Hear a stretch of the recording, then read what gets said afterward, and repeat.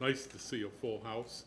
I suspect many of you here speak to the Redford thing. We have some police promotions and sign-ins tonight, which is always, we didn't bring them all here for the Redford thing, so I want you to know it's all good.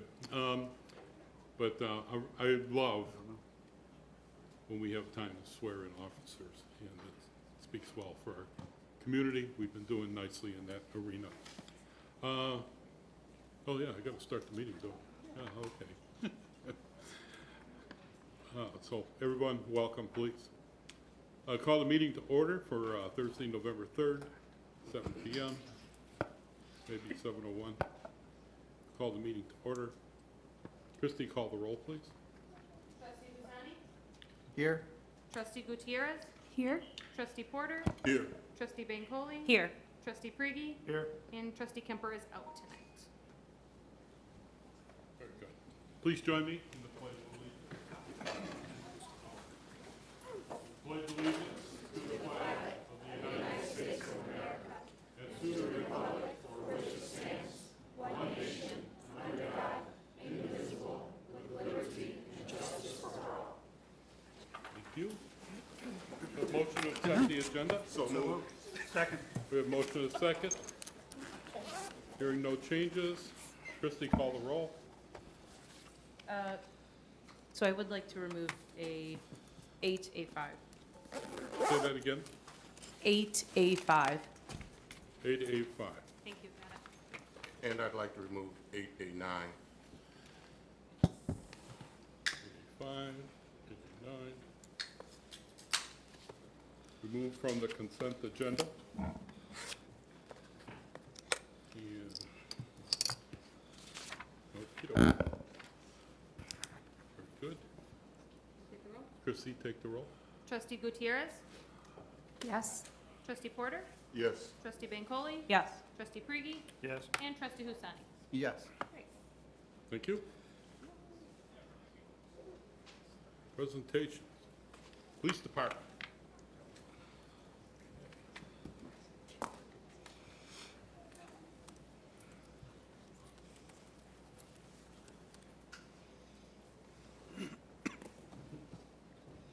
Good evening all, and thank you for coming tonight to show your support for the department. It's an exciting night for the police department as we're welcoming 3 brand new police officers to our ranks and also promoting a new member of the command staff to the rank of sergeant. So I really appreciate that, and now with Mayor Craig's assistance, we'll begin with Sergeant Sabina Jose. Sabina, please join us. Do you have family with you? Yes, I do. Would you like them to be with you? Yes. Please join us. Sabina. Jose? Sorry, sir. Yes. Snuck behind you. I apologize. I must have missed something. Tonight, we will be promoting Sabina Jose to the rank of police sergeant. Sabina has joined tonight by her husband, Brandon, her daughter, Yulissa. Yeah, Lisa. Oh, I got it right. And her mother, Shirley. Who is Shirley? You going to join us? Please do. You had something to do with all this. Yeah.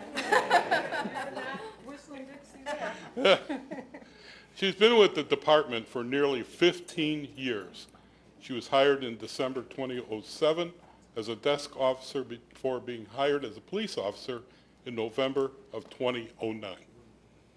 She spent time in the operations division as a police officer, field training officer, assistant team leader, and most recently as a detective for the past 3 years.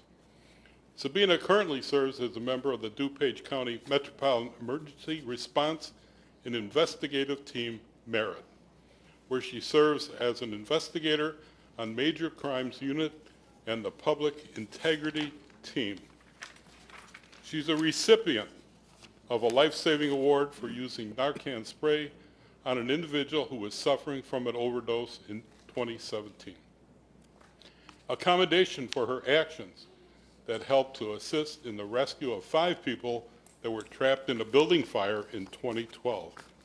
A commendation for her actions that prevented the suicide of an individual in 2011, and numerous thank you letters and letters of recognition. Prior to working in Hanover Park, Sabina was a member of the United States Air Force from 2002 through 2006, with one deployment to Iraq in 2005 in support of Operation Iraqi Freedom. Serving us well. Sabina, serving us well. Okay. This is pretty cool, isn't it? Okay. Raise your right hand. I state your name. I, Sabina Hosea, Do solemnly swear do solemnly swear that I will support the Constitution of the United States that I will support the Constitution of the United States and the Constitution of the State of Illinois, and the Constitution of the State of Illinois, and I will faithfully discharge and I will faithfully discharge the duties of the office of Police Sergeant the duties of the office of Police Sergeant to the best of my ability. to the best of my ability. I know you will. Yes, thank you.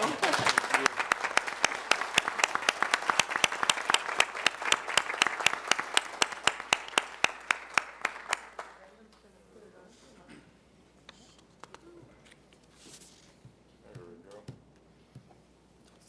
All right, if I poke you, I'm sorry. The fire department's here. If you get some blood going, we can take care of it.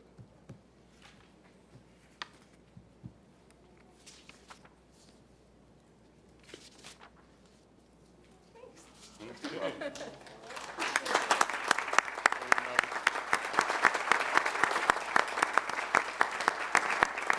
Let's get a photo together.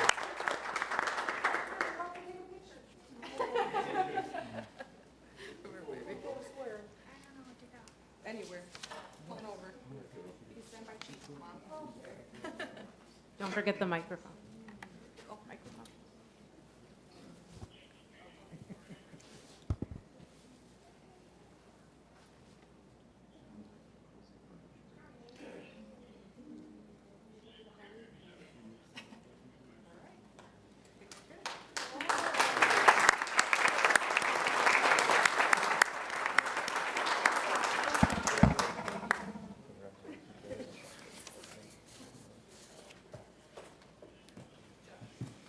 Cubs or Sox? Congratulations, so proud of you. Cubs or Sox? Cubs. All right. Can I have my handshake back? There's no bias in Hanover Park. Next, Officer Elise Lambs. Elise Lyons? You have family with you? Yes. Okay, bring them all up.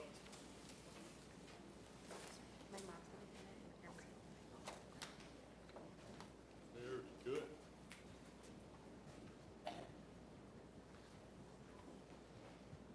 Nice to have you with us tonight. Elise joined the police department on September 5th, 2022. She started at Suburban Law Enforcement Academy on September 12th, 2022, and expects to graduate from SLEA, S-L-E-A. I'm on that board. I got to meet with them here pretty soon. December 16th, 2022.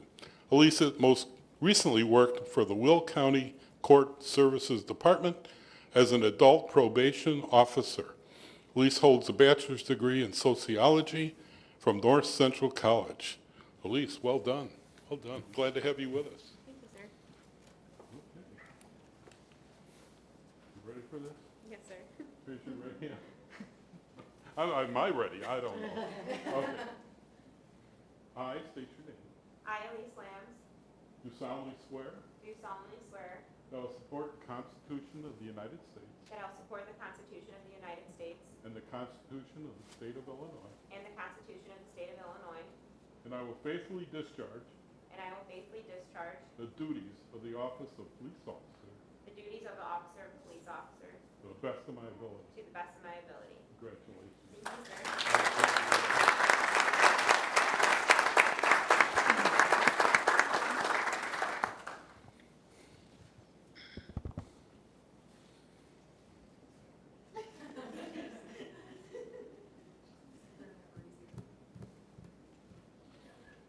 That was you 15 years ago, right?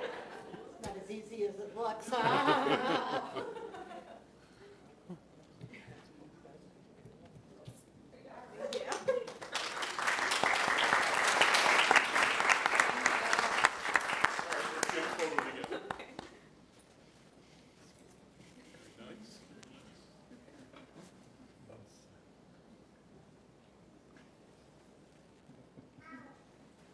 Very good. Well, Cubs or Sox?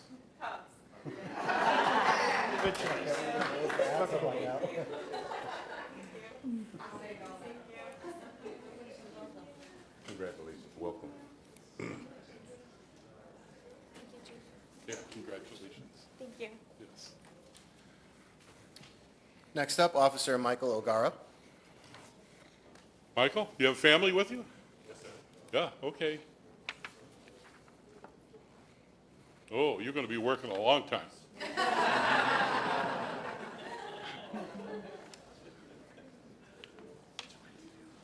Very good. Michael O'Gara joined the police department on August 29, 2022. He started the Suburban Law Enforcement Academy on September 12, 2022, and expects to graduate from CELIA on December 16, 2022. Michael most recently worked for the Department of Homeland Security at O'Hare Airport as a security officer. Michael holds a bachelor's degree in public health from Northeastern Illinois University. Michael is also fluent in Polish. Outstanding. Thank you, sir. Outstanding. I'm lucky to be fluent in English. So, look, Thank you, sir. if you- Oh, I got it. It's tough being the mayor, you know. Understandable, sir. I state your name. I, Michael O'Gara, Do solemnly swear do solemnly swear that I will support the Constitution of the United States that I will support the Constitution of the United States and the Constitution of the State of Illinois, and the Constitution of the State of Illinois, and I will faithfully discharge and I will faithfully discharge the duties of the office of police officer that I will faithfully discharge the duties of the of the office of police officer to the best of my to ability. the best of my ability. Congratulations. Thank you, sir. Welcome.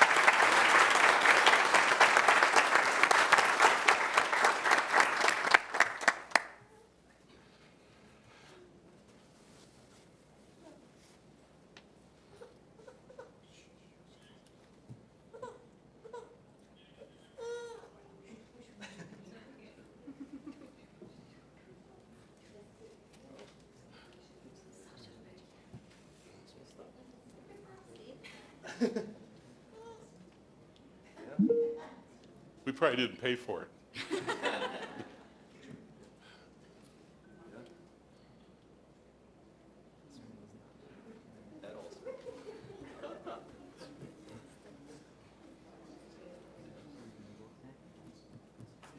There we go.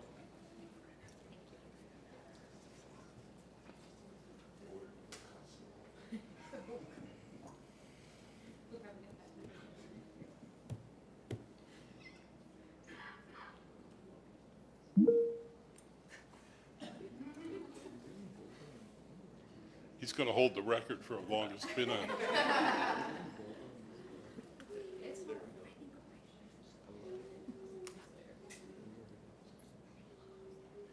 Well done.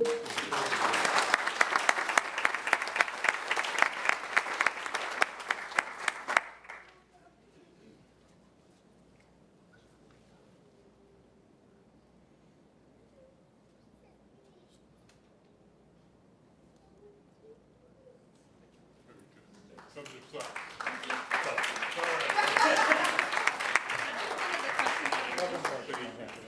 They apply here? Like-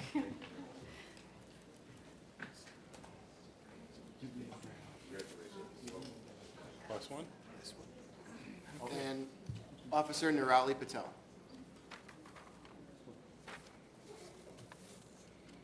Do you have family? Okay. Very good, very good. Nice to see you all.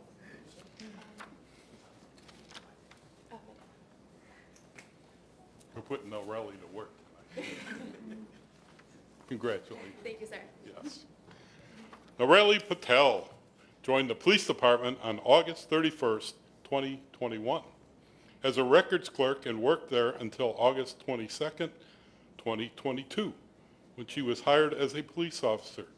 She started at Suburban Law Enforcement Academy on September 12th, 2022, and expects to graduate from CELIA on December 16th, 2022. Norali, thank you, holds a bachelor's degree in criminal justice from Lewis University. Norali is also fluent in Hindi. And Gujarati. Huh? Gujarati. It's okay. You can We're getting all these languages that I don't have a clue. So nice support we have in Hanover Park. Thank you, sir. Congratulations. Thank you. Okay. Now for the hard part. Raise your right hand. I state your name. I, Nirali Patel, Do solemnly swear do solemnly swear that I will support the Constitution of the United States that I will support the Constitution of the United States and the Constitution of the State of Illinois. and the Constitution of the State of Illinois, That I will faithfully discharge and I will faithfully discharge the duties of the office of police officer. the duties of the office of the police officer We'll do it again, right? To the best of my to ability. the best of my abilities. Congratulations. Thank you, sir. Well done. Thank you.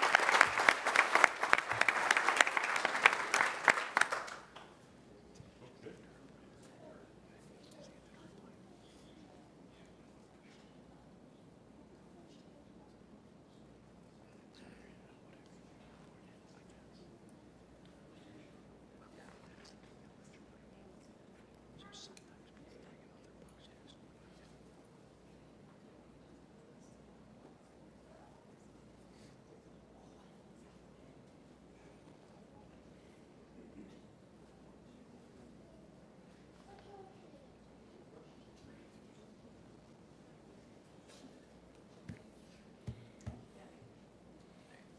There we go. Let's get a photo with the family.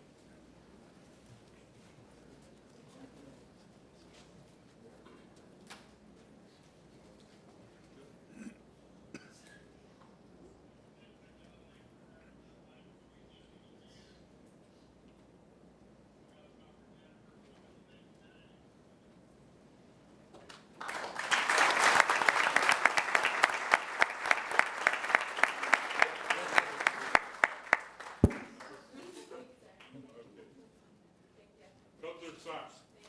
Socks, sir. Like,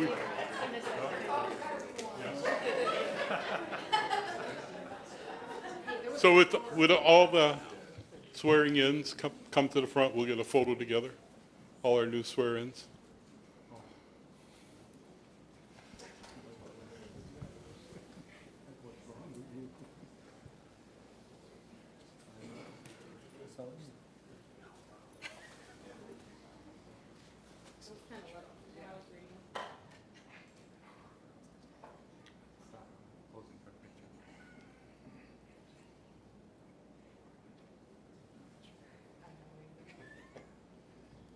Mayor, right here, they can't miss me.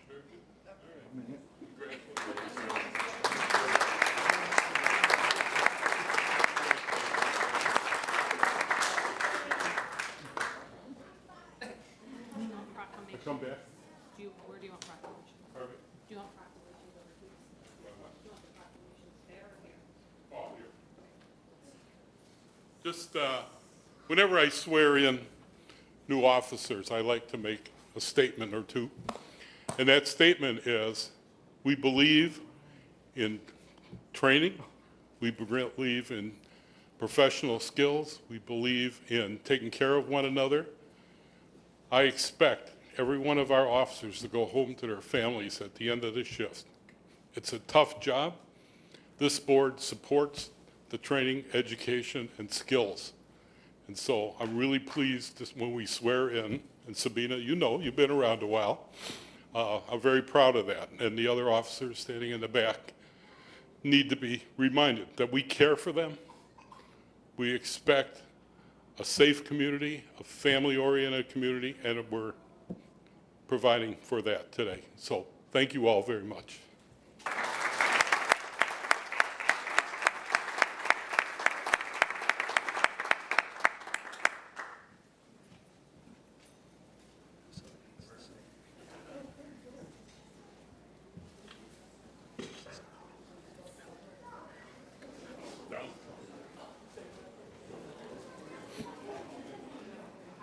All righty.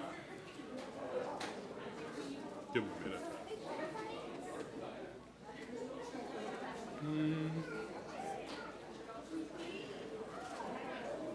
Well, do you want to stay here or be part of the party?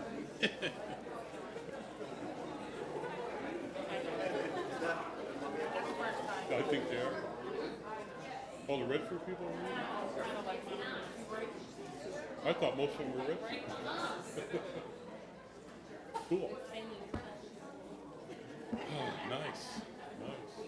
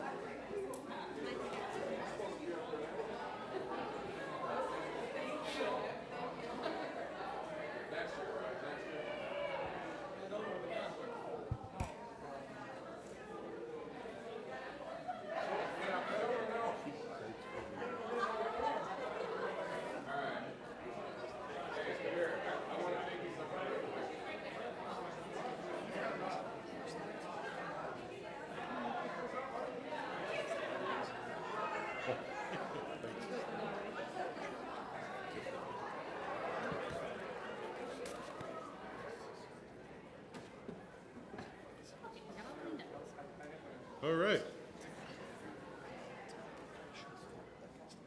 I have proclamation, Indian and Alaska Native Heritage Month.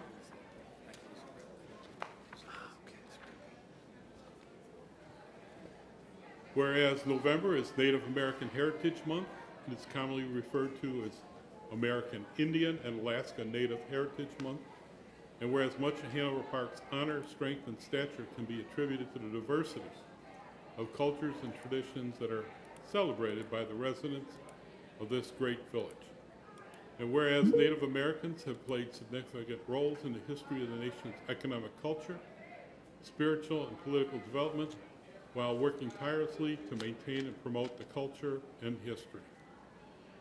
And whereas in 1990, Native American Heritage Month was formally adopted to honor and affirm the importance of Native Americans throughout the American experience. And whereas during Native American History Month, all Americans are encouraged to reflect on past successes and challenges of Native Americans and look to the future to continue to improve society so that we live up to the ideals of freedom, equity, and justice. Now therefore I, Rodney S. Gregg, Mayor of the Village of Hanover Park, Illinois, do hereby proclaim the month of November 22nd to be Native American Heritage Month. Very good. And then Small Business Saturday.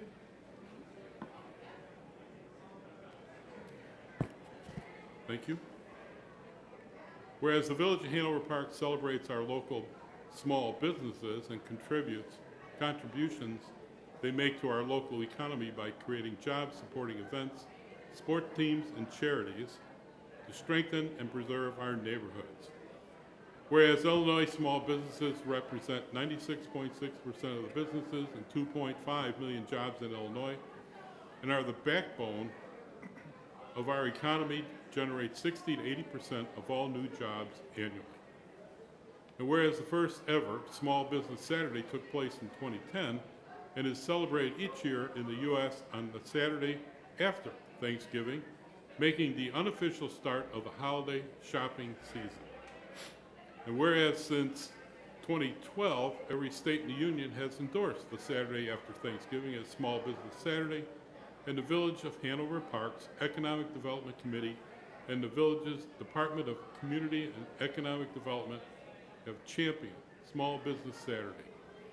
And whereas small businesses continue to need our support more than ever, and the Village of Hanover Park supports local businesses as a critical component of restoring and rebuilding a healthy economy.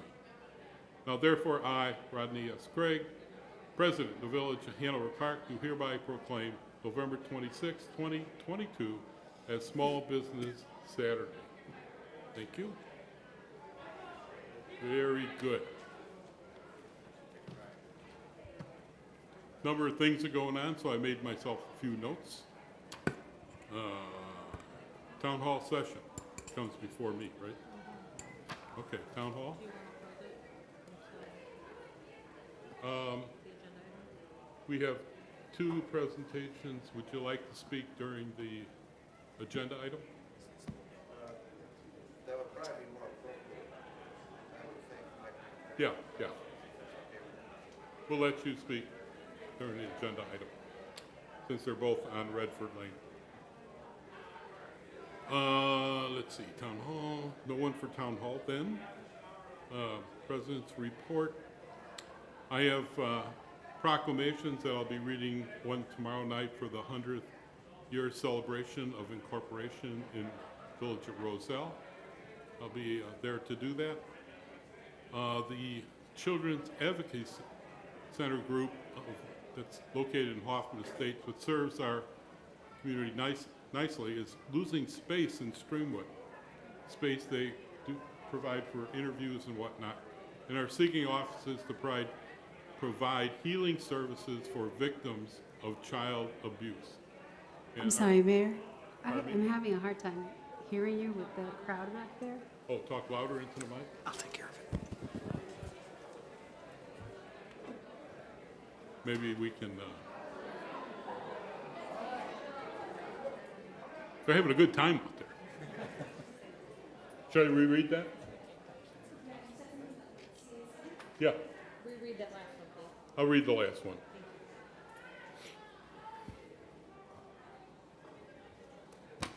You got it. Under control? All right. TJ. The Children's Advocacy Center group is losing space in Streamwood, seeking offices to provide healing services for victims of child abuse. So I'm sharing that because they're trying to relocate and they're looking for something affordable and hopefully nearby, that our officers don't have to drive so far.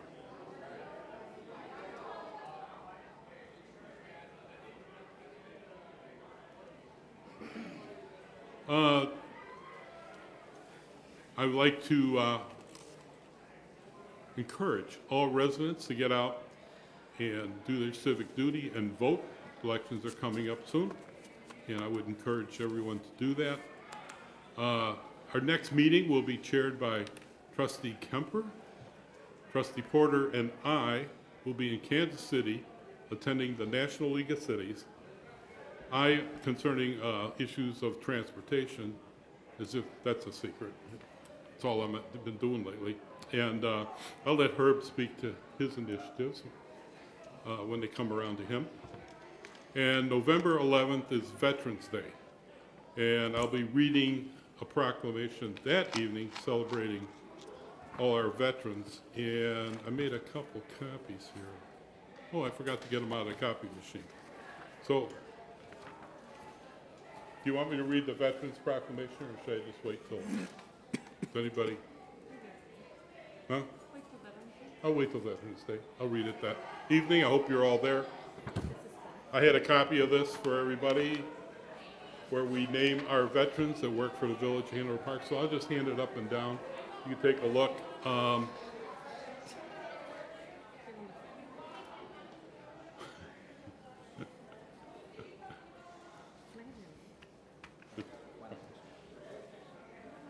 Getting rowdy out there. Okay.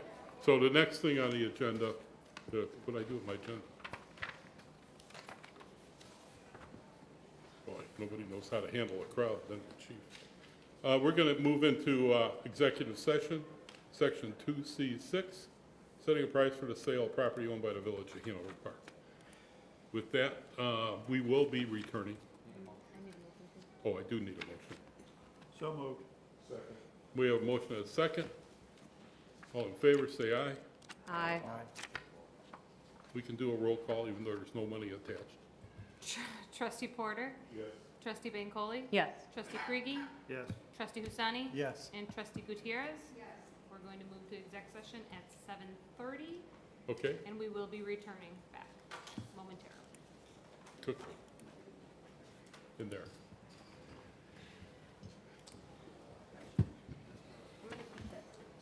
Gotta keep it.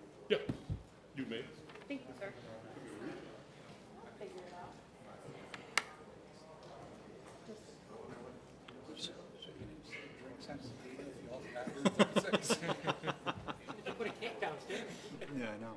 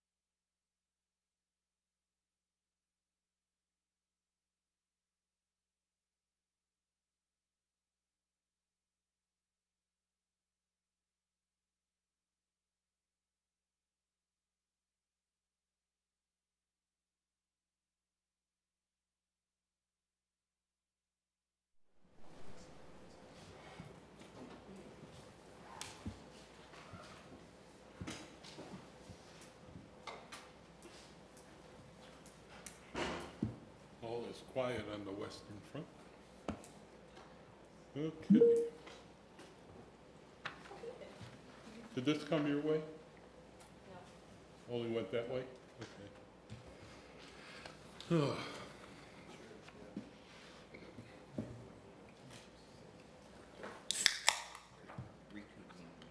Okay. We'll reconvene the meeting, and Christie, if you would, call the roll. Trustee Bancole?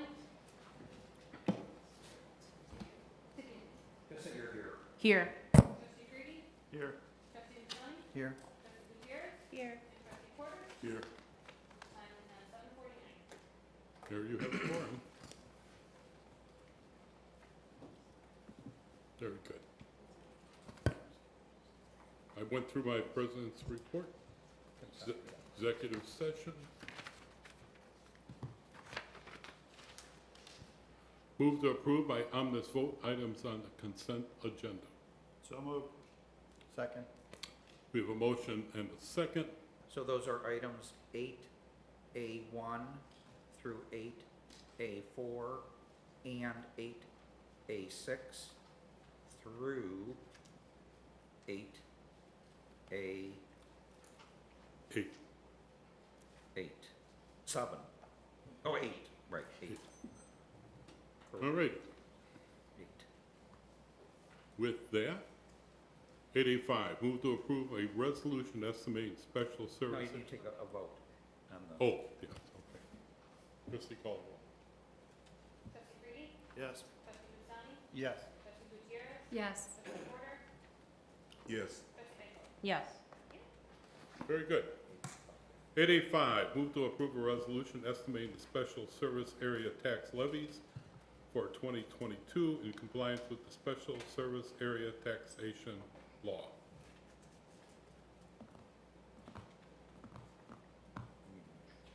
I need a motion. So moved. Second. We have a motion and second. Discussion? Yes. So I did just want to clarify, this proposed tax levy, this request came from the village and not from the residents themselves. That's correct. Okay. That's Um, for the SSA number 4. Okay, thank you. And again, what is the, now if I'm a resident in this SSA, what is my new bill going to look like if this is passed? It's going to increase by at least 60.44%. So this is based on if you have a assessed value of $350,210 on your property, you're going to end up paying an extra $1,828.91 So per year? per year. This is a building. This is not just a residential area. These are all buildings for rent. So this is based on one building, probably multiple addresses in one building. So this is $1,000, a little over $1,000 per building? Per building, correct. And then it's split between everyone? Correct. And how many, do we know how many people are in every building? How many units? I don't know about that, but there's like 9 property with those buildings. Okay, so there's 9 buildings. So we 9 don't- buildings. Yeah. Okay, so we don't know the average as to how much it's going to increase a residence. No, and again, this is just an estimate because I based the number based on the 2020 tax levy, which is collected in 2021. As you guys know, Cook County doesn't have the 2021 number yet. So my calculation is based on a 2% EAB increase for 2021 and for 2022 levy. So this is just an estimate. I don't know what will be the final. They said that we're gonna get the final somewhere around November 1st to November 17th, so I'm still waiting for it. Okay. So then if this is an estimate, would we, and once we get more information from the county, would we come back, would this come before the board again, and would we decrease the tax levy amount? No, the amount that I levy is based on the expenditures that we're gonna spend in 2023, which are the trash services and snow removal.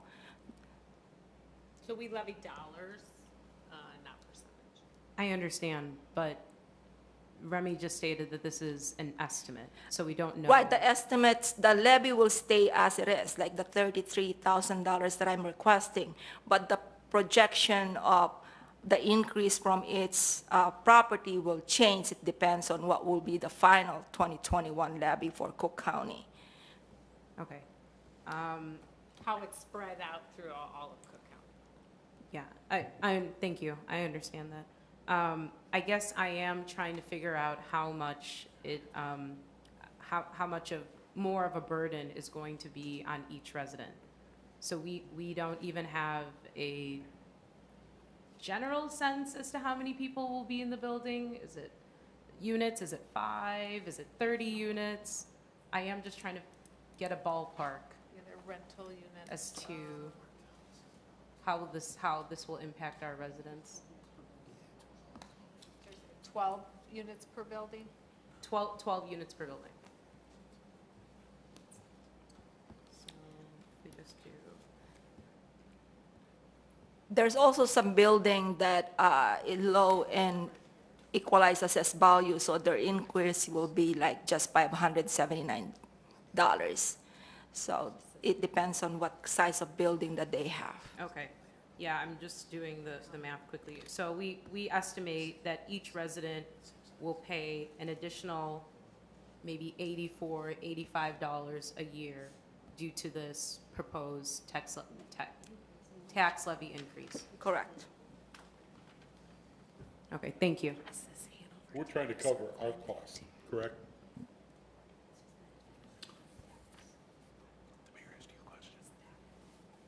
Remy? This property is, the SSA is, we're covering our costs for snow removal. Correct. Yeah, okay. Since 2015, we are levying less than what we're spending. So we're using the fund balance to, to pay for the extra expenses. But we cannot do that anymore. So that's why we have to increase the levy based on what the expenditure says. Yep, okay, very good. And this isn't levying anything. What this is basically doing is complying with a statute that says that if you believe that you're going to increase your levy amount more than 105% of the amount that the county extended in the previous year, then you are required to consider this resolution, and if you believe that, you're to state it, and then if you do state it, you must hold a public hearing at a point in the future, which will be called for in other documents in this agenda page. And at that time, the residents can come and address the board if they choose to. And then probably on that agenda or a subsequent agenda would actually be a tax levy ordinance that you would then consider as to what you're really going to do. And that'll be in December. Thank you. And then one additional question. Apologies, Juliana, I believe you provided this information to me, but I forgot. So we plan on notifying the owners before the public hearing? The owners of the building, The owners of the building. yes. And when will that occur? Well, wait a minute. So the requirement is that you publish a notice in the newspaper.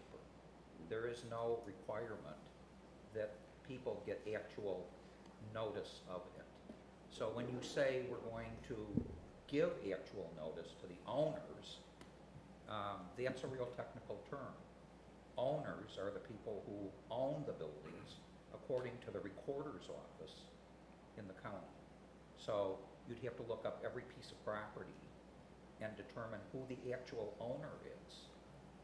And that's different than the person who pays the taxes could be. And there is no requirement to do that. So I just want to make it clear that if the manager says that she's going to do that, then that's what's required. That you have to go to the recorder's office and get a title, not a title, something to indicate who is every owner.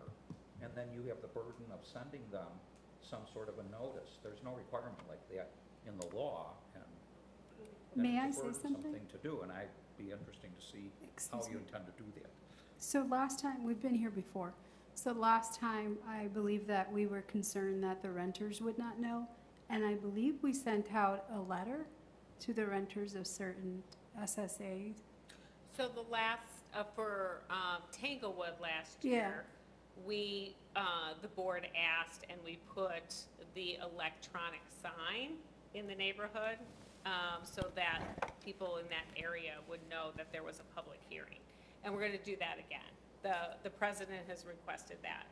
But in this case, these are, and there's homeowners in there, not just renters. Right.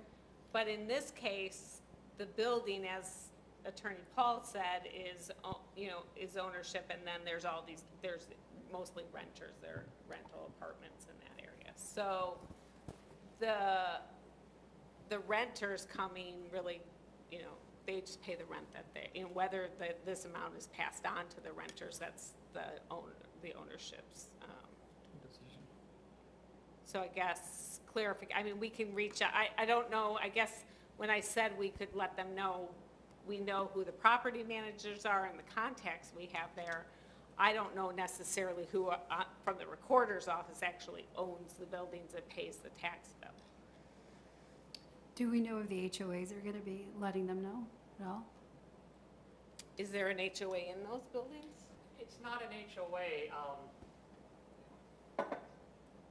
So it's a peculiar development that we probably wouldn't allow these days. Basically, you have a series of independently owned apartment buildings with a bunch of common area that they have to figure out together. That's what ended up happening and why the village ended up stepping in, is there was a coordination issue there. Hanover Park Blue owns, if I'm not mistaken, about half of those buildings right now, and I think they're actually looking to purchase all of them together. But because it's only like 6 different owners or whatnot, the village, whether or not we know the owner of record at the county, we know somebody at each of those apartment buildings that we can provide notice to.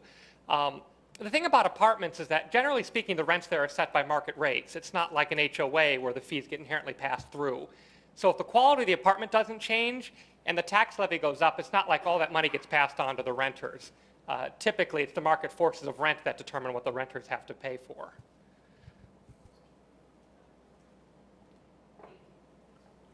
Thank you, Alex.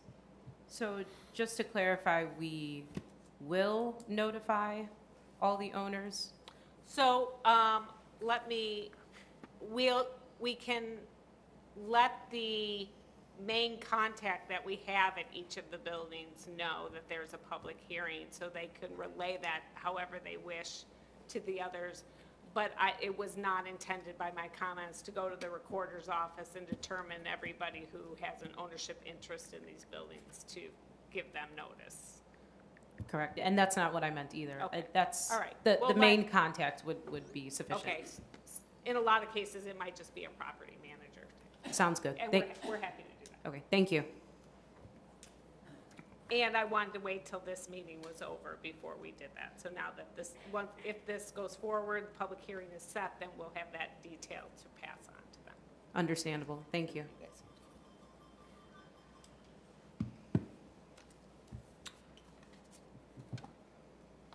Hearing no other comments, Trustee call the roll. Trustee Gutierrez? Yes. Trustee Porter? Yes. Trustee Bancole? Yes. Trustee Prigi? Yes. And Trustee Husan? Yes. Thank you. Down to 889. Move to pass a resolution approving an extension of the representation agreement for brokerage services between Hanover Square LLC and Marcus and Millichap Real Estate Investment Services of Chicago, Inc., and the listing price shall be included in the agreement by the village manager as authorized by the village board in executive session. So moved. Second. Motion and a second. Hearing no discussion. Christie, call the roll. Trustee Porter? Yes. Trustee Bancole? Yes. Trustee Brigi? Yes. Trustee Husani? Yes. And Trustee Gutierrez? Yes. 8A10, move to approve the return of donations for the 2022 Juneteenth event to the members of the Sister City Committee. So moved. Second. Motion and a second. Any discussion? Hearing none. Christie, call the roll. Trustee Bancole? Yes. Trustee Brigi? Yes. Trustee Husani? Yes. Trustee Gutierrez? Yes. And Trustee Porter? I recuse. 8A11, Village Board to discuss and approve and provide direction to staff regarding the request for a map amendment from R2 Single Family Residence District to R4 Multifamily Resident District, a special use for planned unit development to permit 42 townhomes and 7 buildings, a preliminary plot of subdivision and the Development Commission recommendation for the property located at the southwest corner of Stearns Road and Redford Lane. So moved. Do we have a motion? No, there's Second. no motion. There's no. There is no motion? No. So my understanding Direction, okay. is that if the Development Commission holds a public hearing, they are to make a recommendation to the village board, a report, and presumably this is the receipt by the village board of a report from the Development Commission concerning this project. At minimum, Huh? at minimum. At minimum. So at minimum, you are accepting the report within the required number of days for us to present that report to you. Which is 30 days, which is 30 days. We also have a presentation this evening on what took place, and you had the draft findings of fact in your packet. So, Al. Which was not adopted by the Development Commission. Yeah. So what is the action that we're being asked to take? I mean, it's on the agenda. So what is it that we're being asked to do?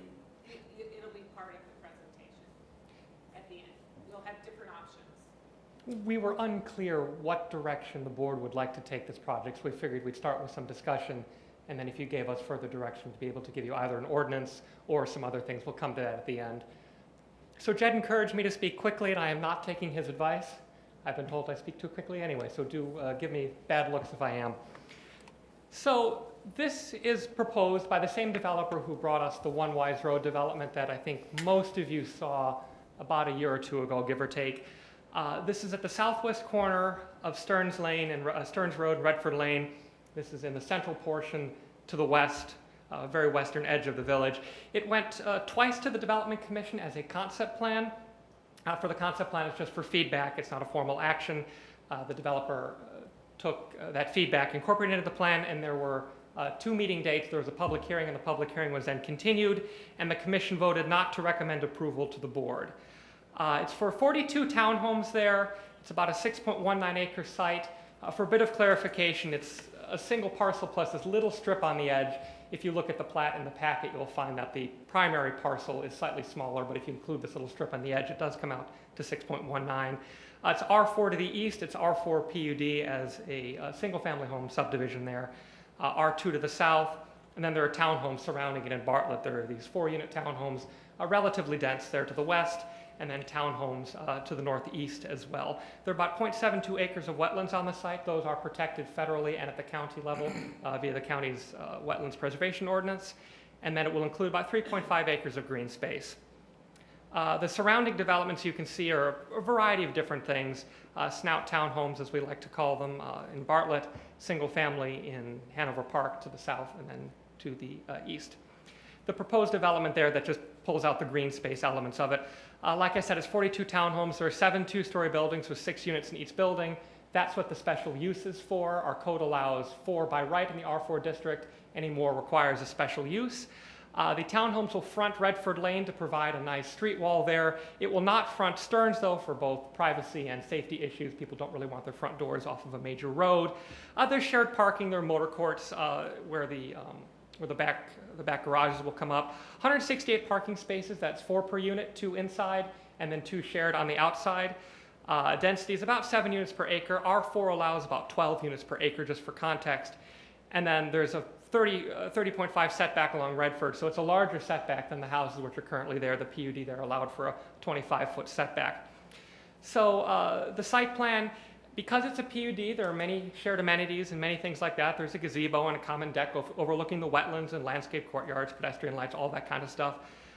This is the protected wetlands, and then there are naturalized detention basins around it. Additionally, they'll be extending the sidewalk along Stearns, as staff would always require. Just a note at the last one, initially the developer had proposed putting in a pedestrian connection to the forest preserve. There's what we call a cow path, or trails that have kind of spontaneously come up in the forest preserve. The forest preserve objected to that, saying they did not want to encourage people to use the non-formalized entrance, they didn't want them trampling, so on and so forth. So the connection path has been since removed. So just a note, under the current R2 zoning, you can see here, this is what would be allowed under the current R2 zoning, and then this is the proposed use. They are allowed to develop by right. They'd be single-family homes, but a certain amount of development is allowed by right. The proposal is actually closer in nature to the current zoning than it would be to the R4 zoning. Things like lot coverage, they're under the existing lot or the lot coverage of the existing zoning. They're under the required height. They exceed the yard requirements, and the density is only slightly more, relatively to the R4 zoning, only slightly more than the currently allowed zoning, which is right now will be 34 units, about 5.6 units an acre. They're proposing 42 units, which is about 7 units an acre. R4 zoning allows 12 units an acre. And then, of course, the parking, they meet the single-family home standard for parking requirements. So this is the building design. This is a similar design as what you saw for One Wise Road. Quality materials, brick hardy board, balconies, things like that. All the things we would expect in a modern townhome division.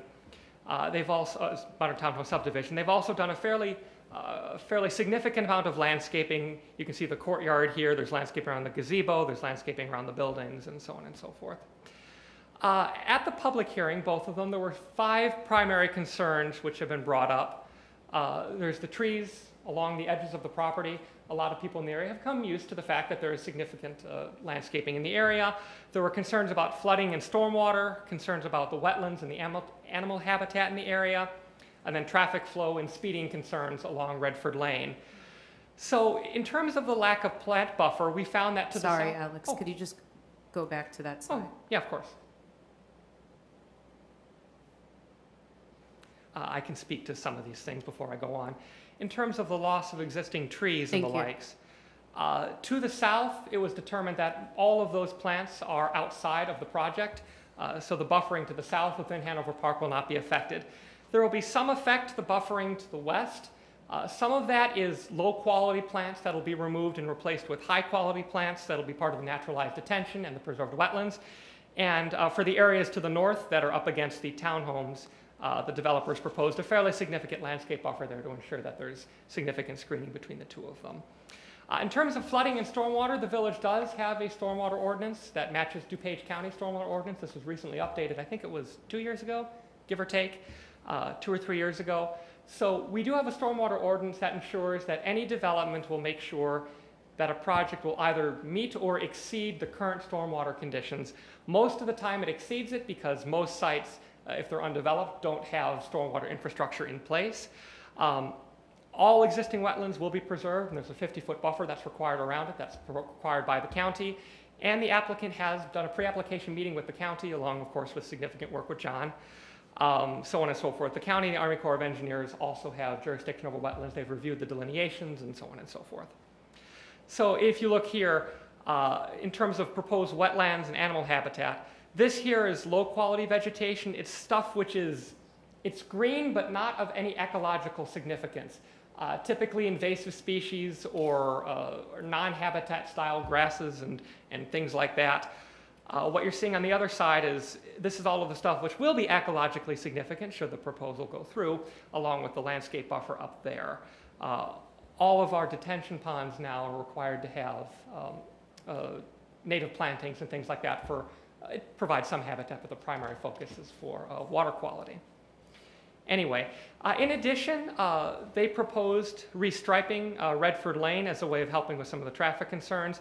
Many of the residents voiced concerns about the fact that if somebody's turning left, they back up traffic behind them because they're not able to turn right. So the applicant proposed a restriping pattern, and I believe just today, our Public Works went out and restriped the intersection to help hopefully improve traffic flows to the residents who are there right now. Irrespective of the development, we determined that this was something which could be beneficial to the neighborhood. Additionally, the police department went out and did some speed monitoring.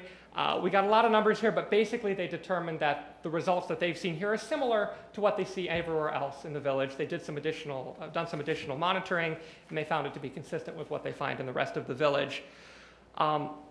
So there are 4 requests, as was pointed out earlier: the rezoning, the special use for the 6 units, the preliminary plat of subdivision, because of course there will be separate buildings and separate owners potentially. And then of course a planned unit development. This is what allows for the shared amenities and so on and so forth. There were a few things to consider. Because there is existing zoning, certain development is allowed by right. Whenever you have a PUD, you have the potential for significant improvements beyond what would be allowed by right. So there are things which are existing and are things that are required. The wetlands will be required to be preserved irrespective. Of course, the existing traffic on Redford is existing and is something we are trying to improve. Stormwater detention is required, and then the existing development patterns. Something conceivably could come in right now, and it would not only would have to meet all these requirements, but we wouldn't be able to get the common amenities. We wouldn't be able to get additional landscaping necessarily. We wouldn't be able to require it. If somebody decided to go in for a subdivision, just for a single-family home subdivision, and they could conceivably fit, I think it's something 35 or 36. We'd have to look at how exactly it would work on the site. The village would not be able to request these additional public benefit things that you can when there's a PUD or special uses and so on and so forth. So these are some things to consider with respect to what's currently allowed. A whole litany of things I've largely discussed already, but traffic from 34 single-family homes is currently permissible. So the entitlements that we're talking about are really only an addition of 8 additional units, of 8 additional townhome buildings. And typically townhomes are smaller than single-family houses, so the sheer number of bedrooms could conceivably be larger if it was a single-family development. So staff made a recommendation to the Development Commission to several conditions. These are all fairly standard conditions that we attach to most of these developments, that the plans, it has to conform with the plans, that they're responsible for impact fees, so on and so forth. The Development Commission recommended against approval. They felt that the proposal was too dense. They were concerned about increased traffic in the area. They were concerned about potential harm to the wetlands, and they felt that this was something which was not appropriate for the neighborhood. Staff can do its review of the technical things. Generally, I try to stay out of elements of character because it's not for me to say what the character would be appropriate for your community is. That's something I typically defer to the Development Commission on. So there are... Can you go back? I'm trying to get those. Oh, I'm sorry, yes. Just a second. And if you'd like me to print off anything after the fact, by all means. No, it's good. Just give me a second. Okay, you can go ahead. Alrighty. So there are a few different things the board can do. These are, of course, just suggestions, but you can accept the Development Commission's recommendation and deny it. You can reject the Development Commission's recommendation and just approve the project as it is.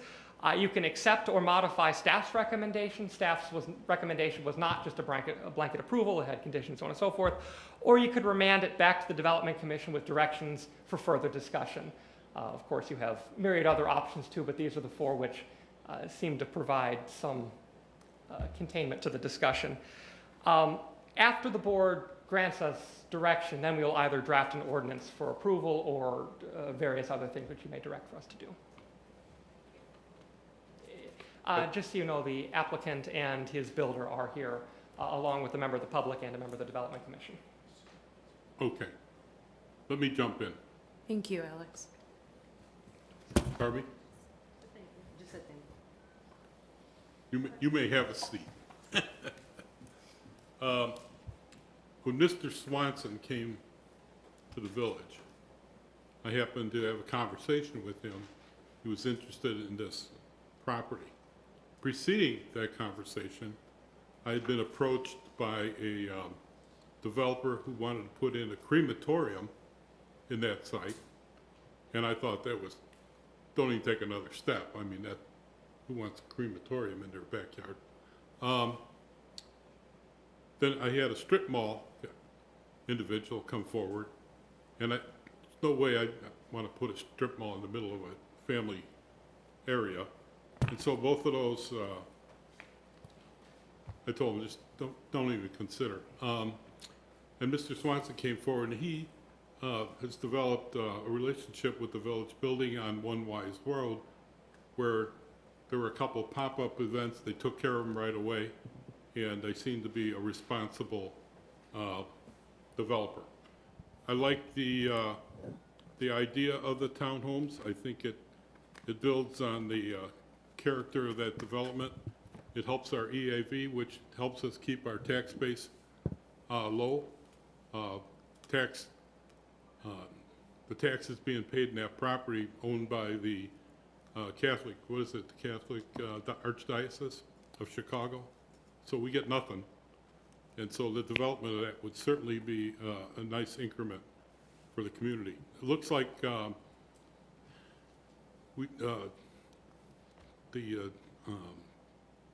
department, Public Works Department, looked at Redford and saw there was room to establish a left turn lane, and it made sense for the community, just did it right away. And I thank you very much for that. I think that'll help that area quite a bit. Moving forward, I'm not real tickled to death with the comments from the Forest Preserve District. They've been thwarting us on multiple fronts, and they know we're not happy with them, but they continue to do that to many effects in our community. So that's another subject. We do have two individuals that would like to speak. I'd like to hear from them before we continue. And first one I have here, Tom Clark from the Development Commission. And Tom, nice of you to come, and appreciate your time and your time on the Development Commission. Thank you very much. Brought my own paper clip, just so you know. Don't lose that staple. No.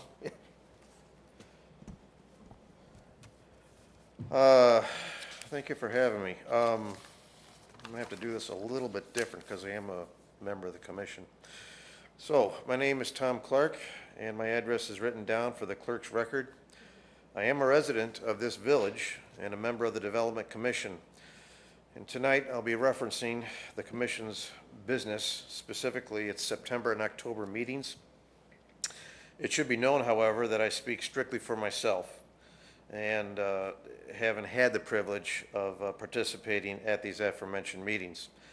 Now, any reference made regarding village or committee business should already be in the public domain. And one further precaution, Mr. Mayor or Council Paul, if I inadvertently stumble across legal or agenda protocols, by all means, I ask the favor of interrupting my monologue. That said, Honorable Mayor, trustees, Madam Clerk, and staff, in reference to tonight's agenda item 8 Alpha 11, I'd like to speak about my thoughts regarding the proposed development of the multifamily row townhomes at the southwest corner of Redford Lane and Stearns Road in Hanover Park. The initial development dates back to, at least for the Commission's work, October of 2021, and more recently the September and October regular meetings of the Development Commission included public hearings to the aforementioned 6.1 acre proposed project. And over this time period, the Commission has examined and discussed in some detail the impact of such a development. And these discussions produced certain parameters of concern, among which were item 1, the request for a zoning change from R2 residential to an R4 residential with special use. In the end, there would be 7 structures with 6 units each, totaling 42 townhomes. While not an official zoning term, I will call it a creation of an R6 zoning district, neighboring single-family housing. More on that in a bit. Item 2, the increased density of vehicle traffic was discussed, and while striping of a right or left turn lane for Redford Lane was proposed, and as I understand it, apparently completed. The commission and the participating public had ongoing concerns as to what is already a very heavily traveled Stearns Road and its access from Redford. Item 3, being adjacent to a wetland, environmental and stormwater management concerns were heavily discussed. Solutions and mitigations for the proposed development's alteration to the existing wetland and commensurate wildlife have been recommended. Nonetheless, some of the commissioners and the residents present still had apprehensions. Now, this is not to stand as a challenge to anyone's work in this profession, but as I understand it, construction at this site cannot proceed without some degree of alteration to the wetlands drainage and its wildlife. Item 4, regarding public comment. This R6 project is being proposed in a neighborhood which is in the midst of an established single-family homes, the adverse impact of which was expressed by 11 individuals during the public hearing portion of the last 2 commission meetings. Now, to be fair, 3 of these individuals were from Bartlett. I felt that all of their remarks were articulate and well thought out, and among other things, it was an excellent example of participation in government at the local level. In listening to what was conveyed, I had to conclude at that time that none of the speakers found particular favor with the project. In the end, the commissioners denied approval for this project with a 4-2 vote, along with 1 abstention. I would imagine that a completed project of this sort is apt to bring in a fair amount of revenue and new taxes, and if spent wisely, this in of itself is a good thing. But if such an income stream results in further traffic congestion, significant environmental challenges, and the diminished enjoyment of existing household, that perhaps is not so good. I will resource my good friend again by mentioning that I suspect we have another peril masquerading as an opportunity. On a personal note, there was very admirable and time-consuming work performed by a number of professionals in preparing for the committee's review.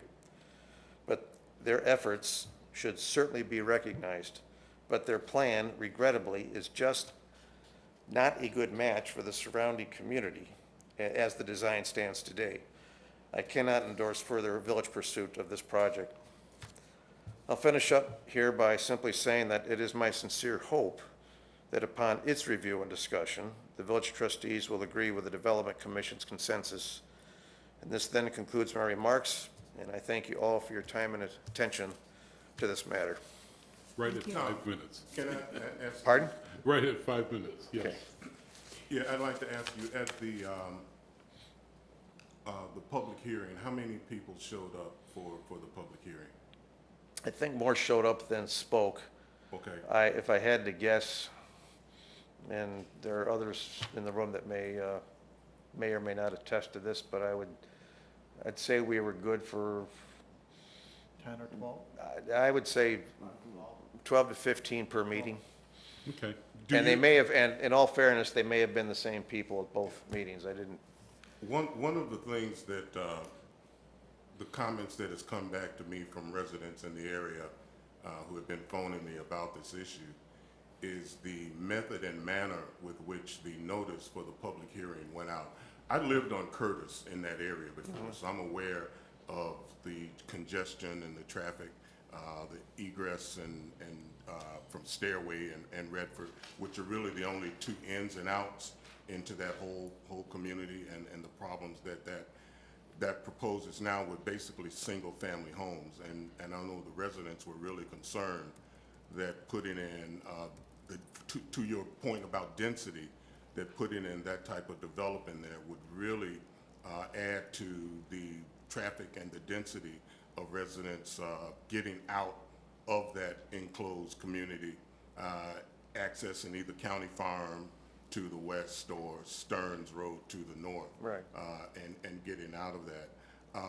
But my question is that the regulations, the requirements for notice only require that we send notices out within a certain circumference or a certain area around the proposed project, whereas in reality, this project affects everybody in that whole subdivision over there, not just within what is required by law for us when we Yeah, send out notices. right, So I'm concerned that, you know, maybe there were 15 people there, but I'm concerned how many residents in that area actually knew about it, because whether they're right there next or adjacent to the proposal, they're all going to be affected by the increased traffic and density. It won't be just those people that are adjacent to the project. What are your thoughts on that? Well, there was, and I drive out there several times, there was the standard public notice sign that was on the corner of, it would have been the southwest corner of Stearns and Redford. And that was there. I'm not sure, Alex, I'm not sure when it was taken down.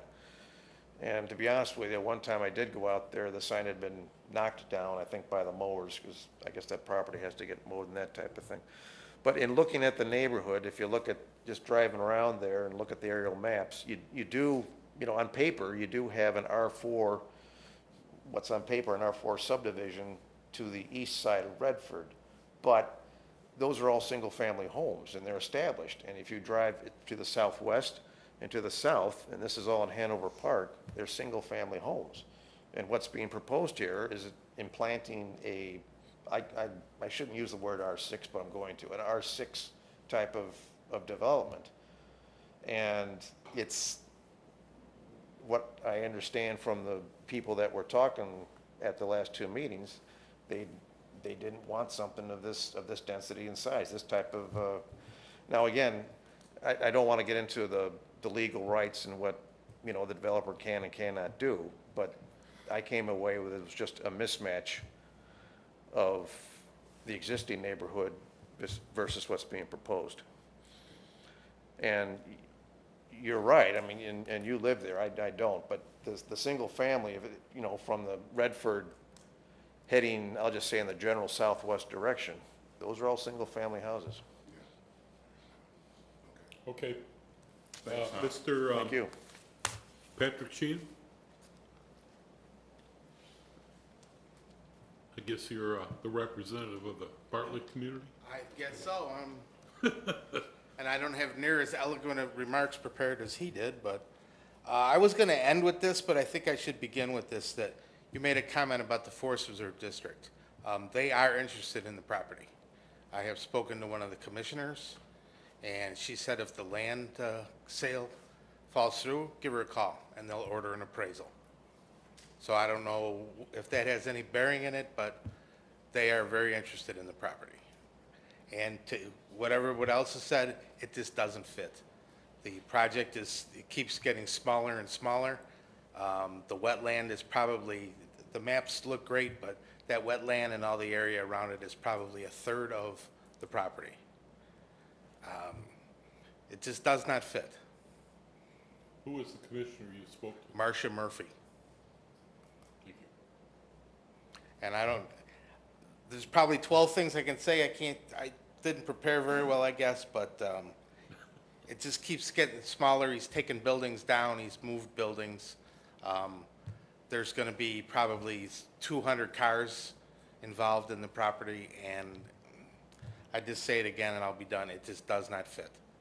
It's two and a half story buildings in a single family neighborhood. Thank you for your That's all comment. I got to say. What's your name again? Patrick Sheehan. I live just to the west. Oh, that was one other question I had. Does Bartlett know anything about this? Have they been made aware that this development is? So typically we will notify, for a subdivision, we notify relevant taxing bodies, and we will notify property owners within 250 feet. The Village of Bartlett, if they are not a relevant taxing body, or if they don't own property within 250 feet, they don't typically get notified. That being said, there was a sign there, and I reckon that somebody from Bartlett probably drove by along it. So I have a feeling that somebody in the administration probably saw the sign. None of them reached out to us. Oftentimes, They formally notified?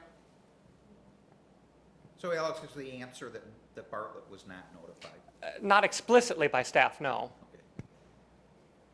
And I have one other thought. You mentioned about the public notice. There was a gentleman here at the last meeting who lives about 30 feet outside of that ring of fire. He did not get a notice in the mail. He was here through word of mouth. So I'm sure there are very many people that, if they knew this was going on, they would probably be here in some bigger numbers then. Tonight is nothing. The other meeting, there were probably about 15 people. Well, I heard there were, what, 600 notifications sent out? Give or take, and I should qualify, I believe the Bartlett Park District was noted because they own property to the north. The Village of Bartlett may have been notified. I have to look through the specific list of who was part of the notice. That Storm Pond is not owned by the Village of Bartlett. It's owned by the Forest Reserve, maintained by the Bartlett Park District. All they do is cut the grass. There's no other maintenance to be done, but that is owned by the Forest Reserve, which made the Forest Reserve even more, made it more enticing because it would join up two pieces of Forest Reserve if it went to the district. Okay, thank you. Thank you. Okay, comments of the board? I made my comments. So, if I could say, so currently how it stands, R2 zoning, 34 units can be built without a permission. What is being asked is 42 units, so there is 8 units more than what's required. And that's what the permission is for, mostly than anything else. What I'm worried about is when we go to approve this to zoning R4, that allows up to 74 units. So nobody has to come back to the board to ask for it. Once we approve and change the zoning, now there could be another building pop up. Is it possible, Alex or Juliana, if we change the zoning, that means we are giving permission for 74 units, even though the proposal right now is for 42 units? So the PUD will be there putting restrictions on the property. We could put an additional condition on there that if this particular project is not built within a year or two, we could talk with Bernie. I'm sure there's something we could do to make sure that you don't end up with a series of track townhomes being put in. We'll discuss with Bernie to see what options we have for So that. if there is something going on, we could add to it. A restriction would be better. As multiple times I heard, there's wetlands that are being touched. I don't think so wetlands are being disturbed by this at all whatsoever. It's around the wetlands, so that's my understanding how it went through. We're just around that. Well, maybe Mr. Swanson would like to speak. That's right. That would be good if you could speak.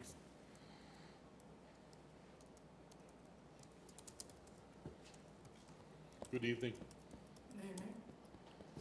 My speech is, I have cancer is attacking my vocal cords, so it's difficult. Take your time. My name is Paul Swanson, and these are 2-story units, not 2.5, 2 stories. Just like the homes, some of the homes, 1 2-story right across the street. So 2-story, not 2.5. And there's 160 car parking, not 200. Hager Engineering did a lot of traffic work, and they're very qualified engineers. And I mean, Alex can speak to that, but it was a very slight increase to traffic there now. And we came up with the idea of putting a left turn bay there to alleviate that, and they're doing it, you know. So there shouldn't be any real traffic issues. I think it's a great piece of property. Even though we don't have a sidewalk into the forest preserve, it isn't going to stop people from walking over. what else is it for? I mean, you know, so, obviously, you have a great community. We're doing one project, and we like to do this. So it's up to you to determine. You have all the facts, and it's up to you to determine whether it fits or it doesn't fit, so. Mr. Swanson, my question was, with this project, is there a alteration to No, wetlands? we That will, was my if question. you approve it, we'll do just what is showing. No more, no less. It's a PUD, right, Alex? So Correct. you have to do it. You can't come in and add another building or anything else, no. Yeah, we're married to this. And so would you. All right, thank you. Okay, any other questions from John Mr. is- Swanson? John Stell?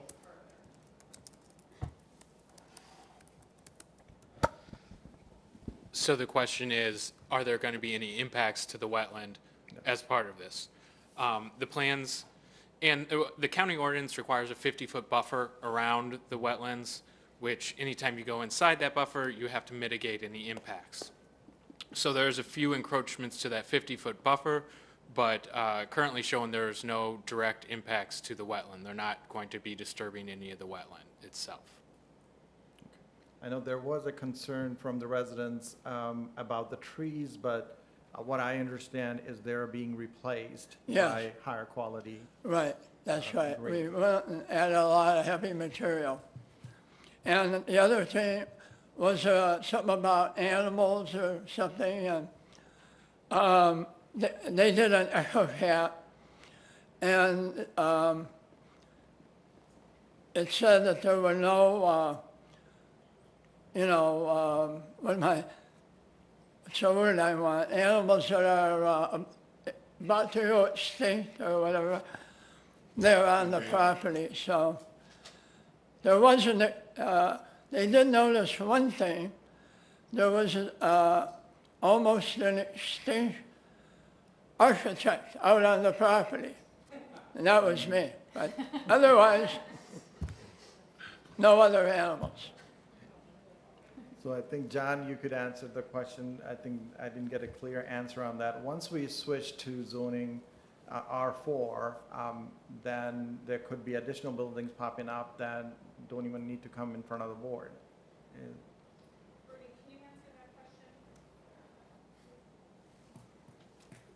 Because So it I mean, allows- generally speaking, if you're zoned a piece of property R4, then an owner has the right to rely on your zoning ordinance for that. If you create a special use with a plan unit development, you could obligate the owner to build only what is being proposed. Right. Obligate them to do that. They basically are agreeing to do that, and that's an enforceable thing. I don't know the answer definitively, but since this is a concern, I mean, I imagine that when we normally pass a zoning map amendment ordinance as part of this, and I guess I could look into whether or not you could restrict that to fewer units than the 70 whatever that you're saying would be permitted on the property. I'd have to really look at that. I don't know.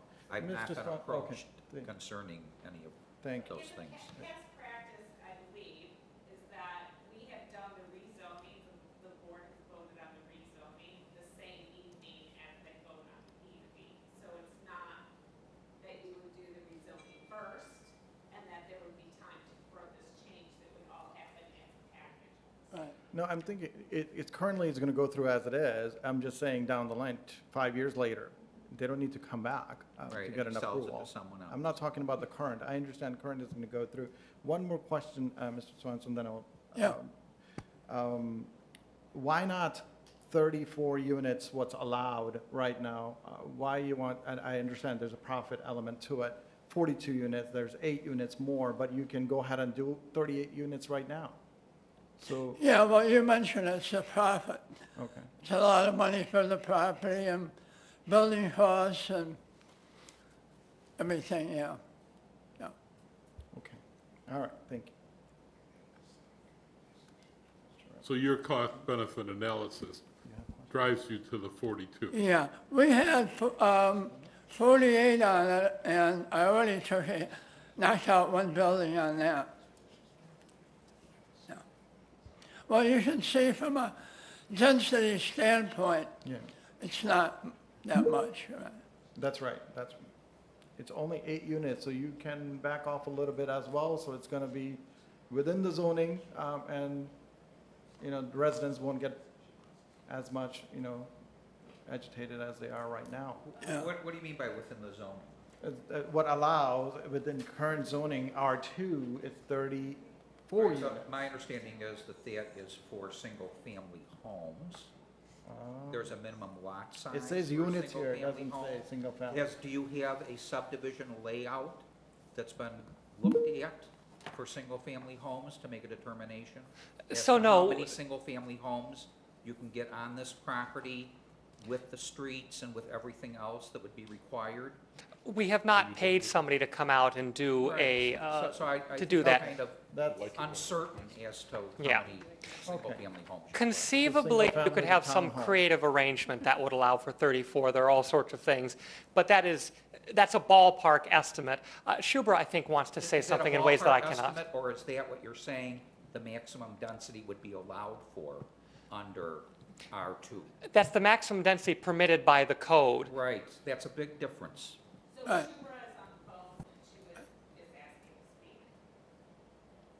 She's on the phone? I thought she was. I in India. am. Hello, Mayor. Hello, Hello. Board. Can everybody hear her?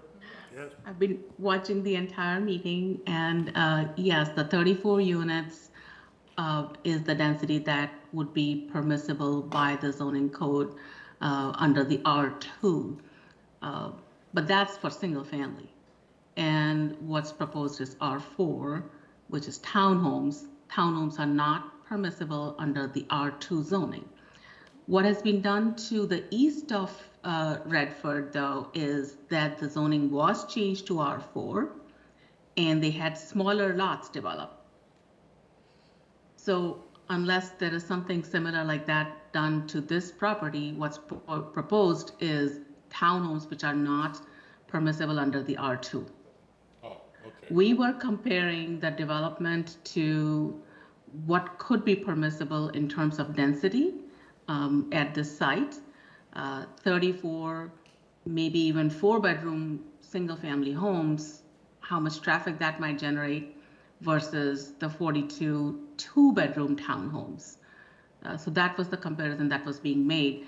Unless this property does not develop at all, the comparison was being made to the wetland impact or the impact to the existing vegetation for the proposed development versus for any other development. That's where staff's recommendation was coming from, comparing it to any other development that might go on this site. The number of parking spaces that are proposed exceed the zoning code requirement. Our code requires 3 spaces per unit.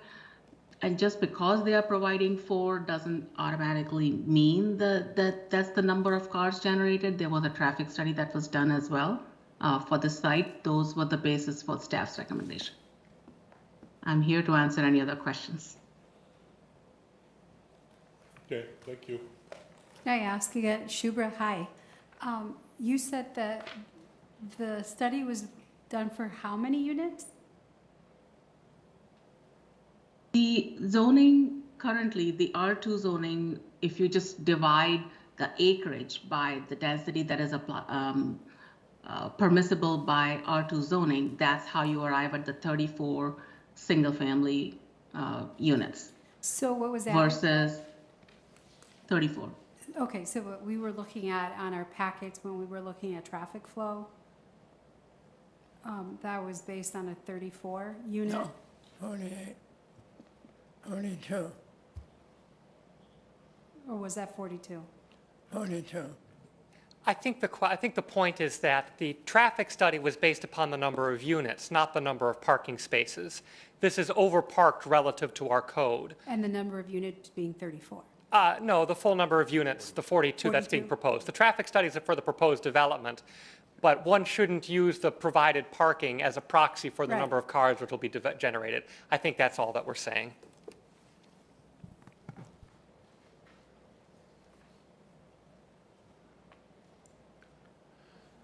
Okay, any other comments to the board? I like all the work you've put into this, Mr. Stevenson. Yeah. I mean, I was looking at the history and, the kind of things that would go there. And staff, they've done an unbelievable amount of work. Yeah. They're tough but fair. Well, firm but fair, that's my old line. But thank you very much. Thank you. Thank you. I'm, Apologies, I do have I know it was a question. split decision. Oh, I'm sorry. I do have a question. Yeah, go ahead. So we all received a letter from the chairman of the Development Commission explaining the reasoning for not moving forward with this. Oh, can you hear me? Yeah.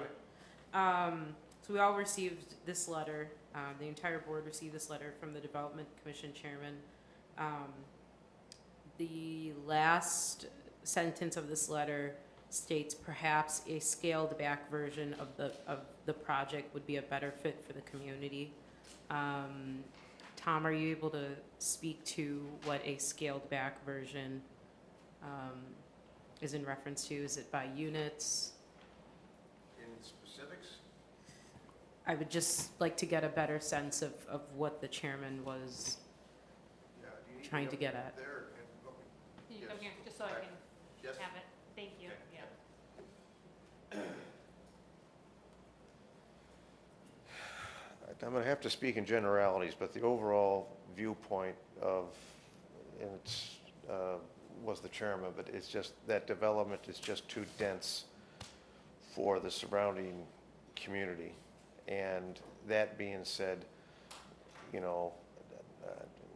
really can't speak for him, so I'll try to speak for myself, but what would be preferred would be a less dense community that would be more matching to the existing housing in that area. So existing housing, Yeah, I really have to speak for myself, and I've got to be a little careful, probably not to hold a Well- commission meeting here, but what I can say is that, right, you basically have, 6 units, 6 condominiums or whatever per structure, and there's 7 of those, and it's a lot of building and structure in what is already an established single-family housing. I know on the east side of Redford, it is R4 by zoning, I got that, but at the same time, the houses around there to the east, to the southeast, and to the south, they're all single-family homes, and a better match, if you're gonna develop the southwest corner of Stearns and Redford, a better match would be something that, perhaps not necessarily single-family homes, but something that is less dense and would fit into the neighborhood better. okay, thank you. Okay, does that help a little bit? Yes. Okay, all right, Thank you very thanks. much. Okay. Well, I see we have provided 4 recommendations here. I personally, I think you've heard from me, I like the project. I think it's a good transition on the location. We observed the highway or Redford Lane, 3 lanes, a left turn lane. It was added today. Was it today or yesterday? It was. We observed that it was appropriate to do that, and I think we need some new housing stock in this town. I think it's a good transition. I think it's good for the community. The previous ones that were coming in, I didn't like at all. I think Mr. Swanson's a fair developer. He's put a lot of interest into this thing. We do need to talk to the Forest Preserve District about access. But that, you know, that's a next step for us. But anyway, with that, number one, accept the Development Commission's recommendation of denial and deny the request. Number two, reject the Development Commission's recommendation and approve the project. Accept or modify staff's recommendation for approval of the project with conditions. And four, remand to the Development Commission with directions for what to consider. I would, let's see. I think reject the Development Commission's recommendation is pretty strong language. I think they put a good effort into this thing. They brought to our attention some of their concerns. And I think it's this board's opportunity to approve this project so Mr. Swanson can move ahead. So I would, I don't like the comment of rejecting development. I think they contributed quite a bit. I think their work has been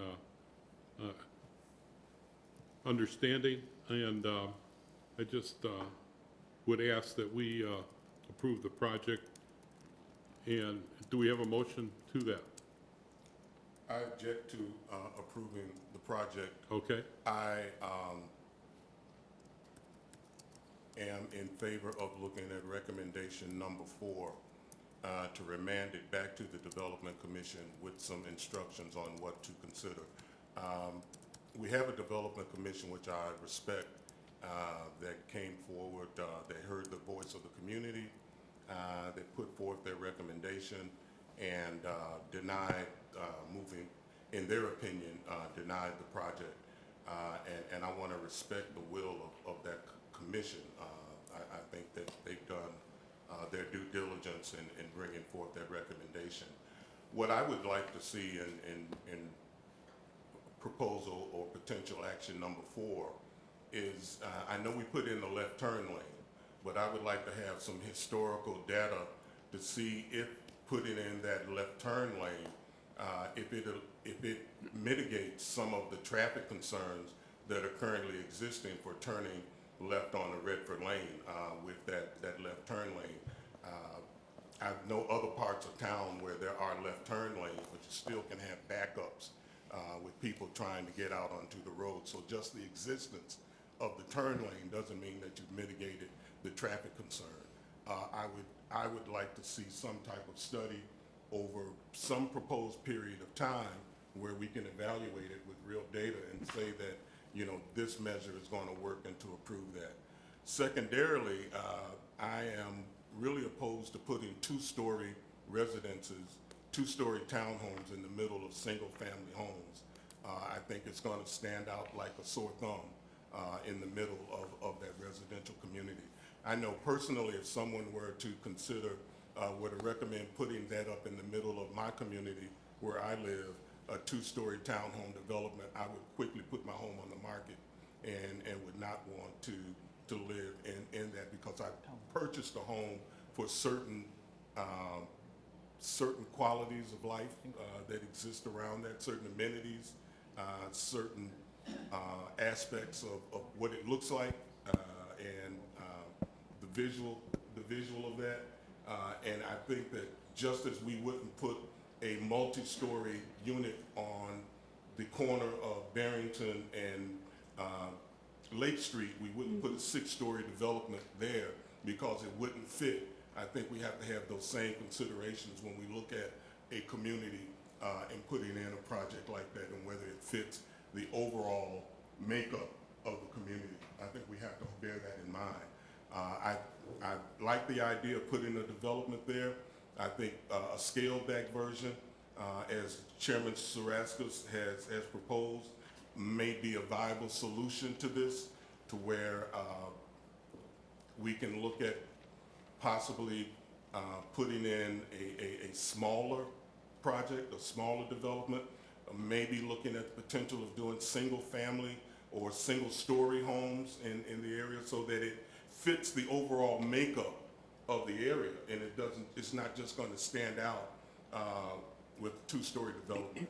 I agree with the mayor's assessment that, you know, we do need to increase our housing stock and to have, you know, newer housing stock.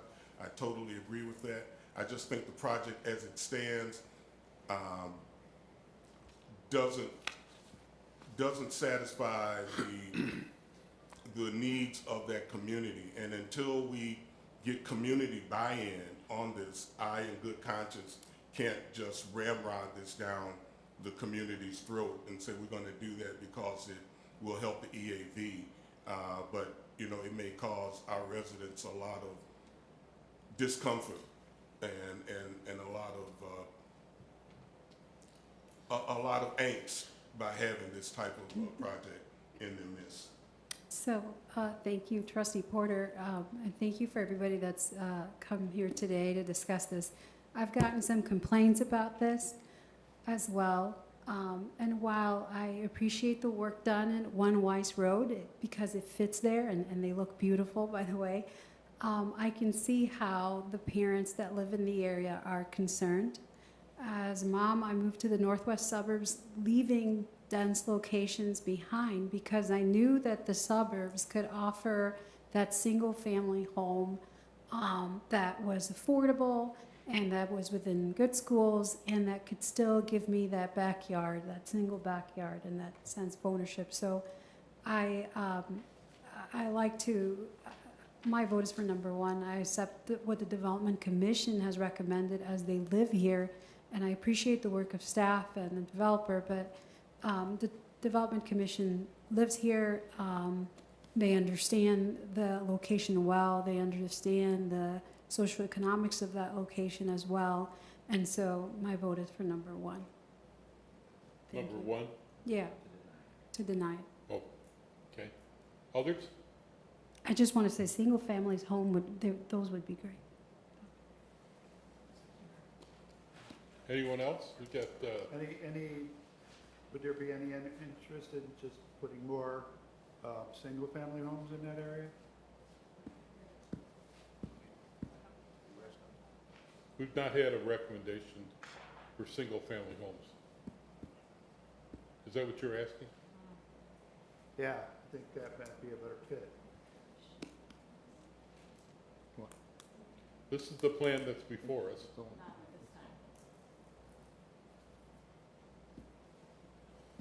Anyone else? We got one. Shubhra is on the line. I just want to kind of raise that question again about the density and what's being approved once we move to R4, Shubhra, if you're still online. Yeah.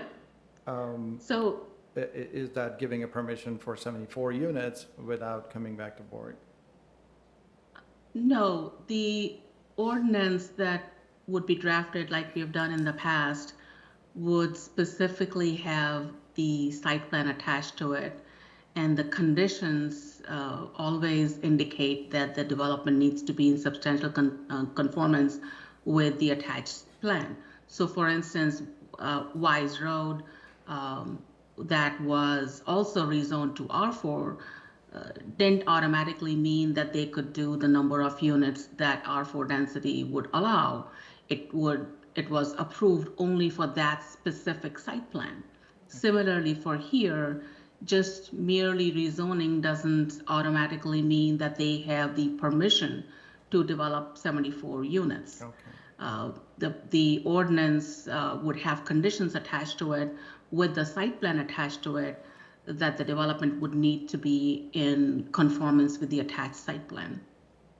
Okay. So only for 42 units, if that's what the proposal is. Okay, that's much clearer, Shubhra. Thank you so much for answering that question. How about the rental occupancy? Is there any to this, or this is owner occupied going to be? Is there any discussion on that? Are you asking me? Oh, I can answer. You can answer that. Yeah. Sure. The restrictions and covenants that would accompany this would come as part of the final plat. And the intent, I think, has been for owner occupied, but that is a condition that if the board wanted, could add to it. For One Wise, for instance, there was a certain percentage that was limited for rental. You could do something similar here as well, but that would come before you as part of the final plat approval. So it's my understanding that when this project started, it was owner occupied, but that yesterday, it was brought up by the developer for consideration of a rental format. So I would ask that the developer provide to you what the current intent is. Do you want to say something? Mrs. And I will say, the community development staff, this is relatively new to us. So we didn't want to bring this up for discussion now before we had done all of our research. We thought that if this was something that the developer was serious about, we could give you full information when you actually came to approve the proposal. We didn't want to have it, half-baked for you. All right, two things. I respect Mr. Porter or Trustee Porter's but directly across from the property on Redford are 2 or 3 two-story homes. So there are some two-story in there. And the townhomes to the west are two-story, and across the street they're two-story. So there is some two-story there. As far as rental, in this climate, with interest rates, mortgages will soon be 8%. I had mentioned to Alex that I'd probably like to be able to rent them until we can sell them. Now, Attorney Paul, I don't even know if he can work out something. Well, when is that? Well, when the interest rate gets back to 3% again, or what? I mean, I don't know. But right now, it's going to be difficult to sell. And that's all I brought up. This is not a rental project, but maybe until they're sold, they should be rented. That's all how that's done, I don't know. Okay. Any other, you got like 3 proposals here. Try to focus on one. Yes. So I would like, I'm in favor of a combination of number 1 and number 4. So to deny this initial request, but to request that the Development Commission, well, actually, and also maybe a hint of 3. I would like to see a little bit more more comments about our staff recommendation. And then I would also, it appears that there have been several conversations with the DuPage County Forest Preserve. The word that was mentioned previously was sale. It's something that I'm unfamiliar with, and so I would like to just be provided with a little bit more information about the conversations that we are having with the DuPage County Forest Preserve. So to be clear, staff is not going to have any conversations with the DuPage Forest.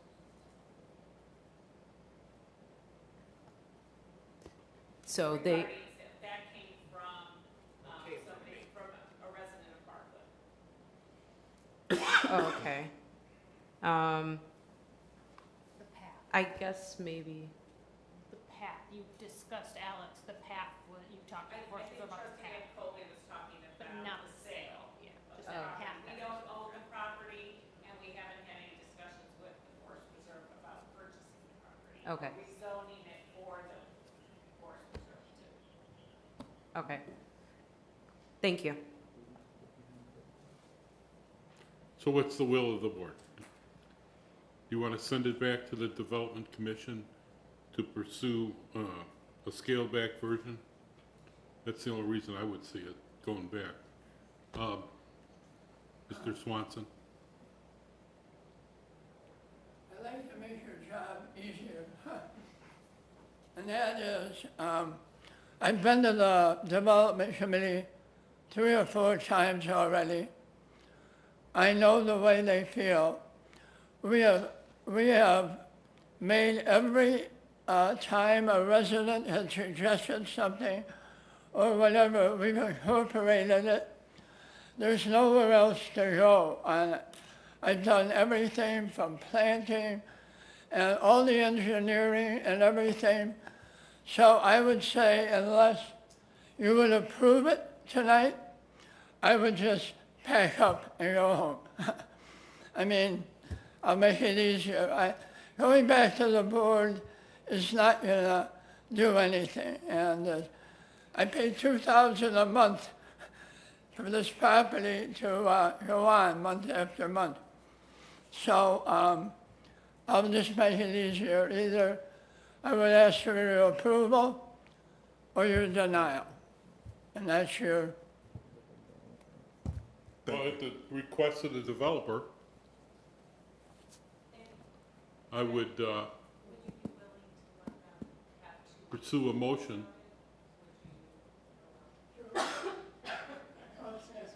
that's all right. She asked. I just said, if the board wanted more time, what Mr. Swanson's feeling was. I said, yeah. I think Mr. Swanson's made it pretty clear that, you know, he either wants, a decision, one way or the other. Received a lot of information this evening. But if there's no movement on Mr. Swanson's part, if he's saying that this is my proposal, you know, either approve it or I'm going to move on, I think he's made his position very clear. I don't think we need any more time to consider that. I mean, he's made it very clear what his position is. But if you did need it, that would be okay. Okay, thank you. I appreciate it. Okay, so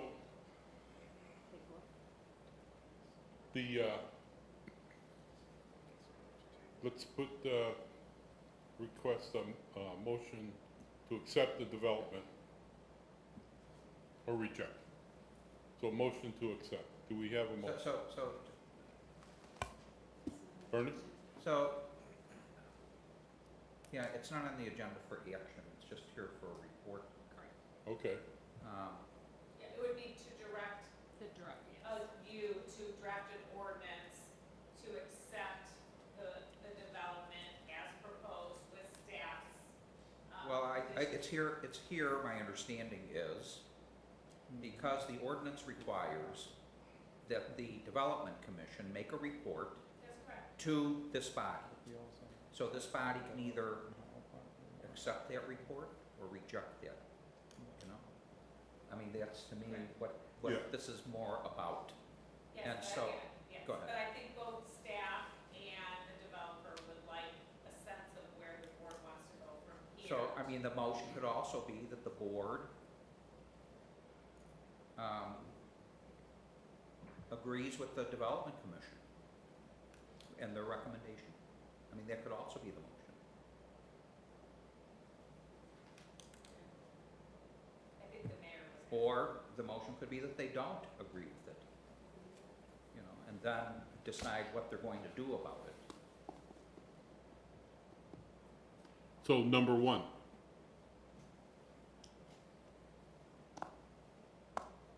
So we're just are we voting? So you on need a number one? motion? I need a motion. I move that we accept the Development Commission's recommendation of denial and deny the request. I second. We have a motion and a second. Any further discussion? Hearing none. Christie, call the roll. Trustee Frieden, No. Trustee Husani, yes. Trustee Gutierrez, Yes. Trustee Porter, Yes. Trustee Bancole. Yes. 4 yes. Mr. Swanson, I guess you'll be moving on. Well, thank you. Appreciate all your time and energy. You have a great community, I would love to be part of it, we're doing it over on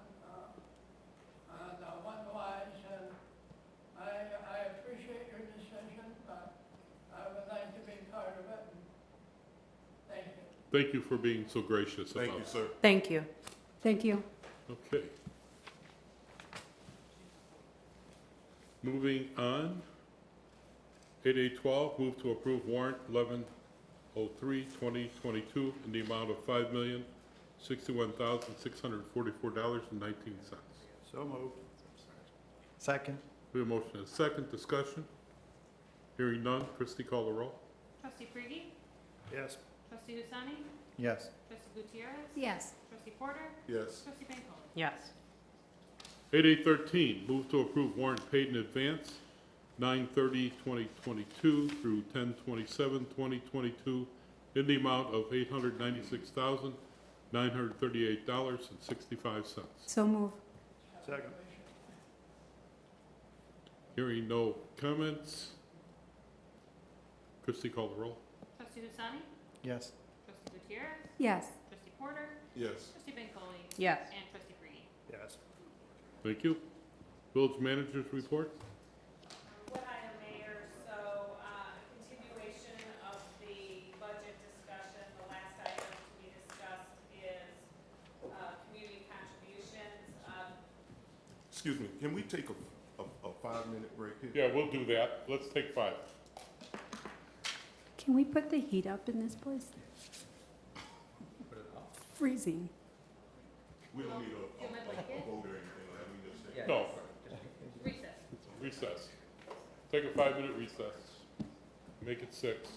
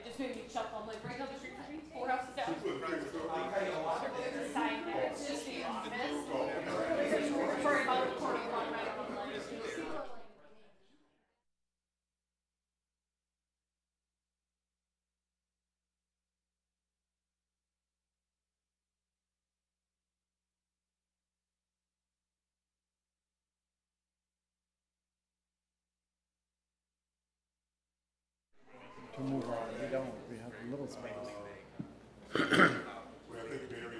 I think, the letter at the end, to consider something reduced. He didn't want to. That was there, you didn't want to go there, so, okay. He didn't want to go there. No, he did not. You want to come sit up on the dais? That was my first recommendation. Okay, we got our answer. Cool. Are you ready, Mayor? He drew a line in the sand. Can you call that back up? I'm ready. Recess is over. Ready? Madam Clerk, call the roll as we return from recess. We're returning at 9:21. Everybody is accounted for in presence. Okay, so if you look at page 146 of your packet, last year in fiscal year '22, we budgeted $35,100 in the budget for community contributions. This year, we budgeted in the fiscal year '23 budget the same total amount. We sent out a request for applications. Some of the organizations that Excuse me, have. Julian, what packet are we in now? Because I was on the budget, the board packet. Where are we at now? It is in the board packet. It is? Yep, page 146. On the Just board at the packet? very end. It only goes up to 134. Your board packet? The packet? The board packet on page 146 is after the warrants.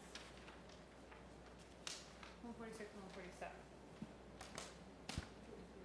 Oh, wait, sorry. Are you in the new one that you sent us? No, I found, thank you. It's the very last one. Okay, everybody find it? Yes. Okay. Need my magnifiers, but that's okay. So we budgeted, basically, we budgeted the same total amount. Some of the organizations did not provide an application, did not request funding for various reasons. And then Sue did also provide in the portal for you all of the applications that were submitted, so you have that detail. And then on page 147 is the breakdown we've been using for the last several years, which shows, based on the number of people served, then the amount per resident is the last can't column, second to last column. So I can go through these each one by one, or I can just open it up and have you ask questions. I will note the one new item that's on here is that we tried to address the request of the board at the last meeting for the Ring Doorbell Initiative. And so $950 is in there for that initiative, to the details to be figured out later next year. We did that previously. Didn't that come under the police budget? Tanglewood? Habitat for Humanity had provided Ring Doorbells as part of their So where is the, first, thank you for considering a budget for the Ring Doorbell Initiative. But where is this listed? It's on the chart, 5 or 6 from the bottom. Juliana, so I know that some of these organizations serve the Bloomingdale Township, Tanglewood area. Oh, that's, okay. Is there, Thank you. it has Bloomingdale Township, they've never requested funding from? Say it again? She asked if Bloomingdale Township had ever requested funding. I think they did for the seniors. DuPage Senior Citizens Council? Was that for Bloomingdale? I think that stands on its own. What I was looking for in Bloomingdale is that, as we look at ways to prevent violence, is we've got Springwood Elementary School there, and they are in need of a lot of assistance. We've got Ukrainian refugees, Afghan evacuees, and Venezuelan asylum seekers a lot that have inundated the area, and these kids come with trauma, and they're seeking ways for the community to support them in some ways after school, in the middle school, because the school social worker can only do so much. And I know we have the Alive Center there, but Alive Center is only twice a week, and it's for the it's more for the teenagers or tweens, and it's more of a entertainment and preventative effort, whereas they are seeking maybe what Schaumburg does at the barn, where there's a drop-in counseling service of some sort. So I was wondering if Bloomingdale had asked. So we have not historically provided funding through this area to other taxing bodies. These have been to nonprofit organizations. So on here, Hanover Township isn't on here, but Hanover Township Foundation, okay. is.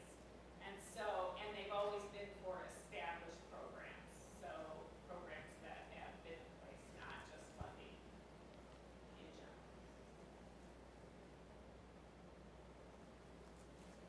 Trustee Gutierrez, can you talk, apologies, I'm unfamiliar with WAYS. Is this a new initiative? Is this something? No, that's the Wayne Township program. Am I correct, Julietta? Is WAYS an acronym? Yeah, it's the Wayne's Wayne area youth services or something like that. Yes. They specifically said that they have not received clients from our area and did not feel comfortable requesting funding Right. this year. And, and they may come back next year, but they have not received Hanover Park residents, so they did not feel comfortable. Is WAYS affiliated with Wayne Township, or is it its own foundation? It's referred to, because they didn't put in an application, I don't have. Okay, because I thought they were inside the township building when I went there, but what WAYS does is sort of what we need here, Trustee Bakewell, for that Springwood Elementary School area and the Tanglewood area that belongs to Bloomingdale Township. But we don't, so is it that we don't know who they serve? Do you have to be a Wayne Township? Yeah, you have, so that's a problem with a lot of them, that you have Okay. to be within that township. So Hanover Township Foundation does amazing work, but can't serve that one little area there that belongs to Bloomingdale. Okay. Mayor, can you, and I know I've been to it, but I just need a reminding of the YMCA Campanelli YMCA program. The after-school Casper program? Yeah, what is that and the benefit? Because I know that's in, well, just explain it. Let me make my. Yeah, in our schools, pardon me, in District 54, it's a after-school assistance program, and I didn't. It's more than just after-school enrichments. It's like a Casper is a type of childcare program for children whose parents can't afford traditional childcare. And so childcare is given right in the school and allows the parent to continue to work, and the children are in a safe setting, but they also give after-school tutoring and homework assistance along with other enrichments. So that's for all District 54 students, so our Hannibal Park District 54. Yeah, I know Ann Fox has it. It's 3 District 54 schools from 6 a.m. Okay. till 8:40 when school starts, and then from after school until 6 p.m. You can register for it, parents pay for it. And See, then, I'm on the U46 side, so I don't yeah, get so this it's just the before and after school care, Okay. and YMCA staffs it in the gymnasiums of the school. Okay, great. It's Thank very you. popular because it's affordable for low-income families, and they have a morning program. You can apply for scholarships and stuff through the YMCA, which is what. I think the difficulty on this one is they did not provide a complete application packet and provide us with how many residents they actually served this last year. Okay. And our Hanover Park District is doing the same thing as well by busing kids from those 3 schools to the Park District to do the same program more or less at the Park District. So they have a few different options here for 54. So the recommendation was left the So do we have that information on, for all of the requests in terms of, I know we did last time for the number of residents that are served? It's on the next page. It's on the next page? Okay. On 147? Yeah, Sue's been pretty stringent about that, which is nice. I can't even read the next page. I can read for you if you have a question. Okay, so I just have a couple comments. I definitely agree with the Alive Center's request. They're doing a lot of really great work, and so I am very much in favor of that increase. I did see that Centro, their request was decreased by a few thousand, and, you know, to Trustee Gutierrez's point, when we're thinking about emerging issues, emerging trends, we're seeing the changes, you know, occur in our community. I think about some of the work that Centro does, and some of that work is I can't see you. you can't, oh, okay. Some of that work is working with immigrants and or those that are new to our country. And so when I think about, again, the influx of migrants that this community has seen, I would think that we would increase the amount of funds that we would give to them and not decrease. I also have concerns about the DuPage Senior Citizens Council. In their application, they said that they serve, their service area in Hanover Park is 1%. It's quite low. Which one? The DuPage Senior Citizens Council, that's what they wrote in their application to us. And I didn't see a significant decrease in the funds that we would delineate to them. Says they served 55 residents this last year. And the seniors is a, what do you call it? Chief, what do we call that when they, you know, it's like a body check, I mean, a live check, or, you got a title for that? Health check, when they take food to the seniors? Wellness checks? Wellness check, yeah. Thanks. Yeah. Thank you. So the wellness check is a key component of that. So our involvement with that is I think it's appropriate.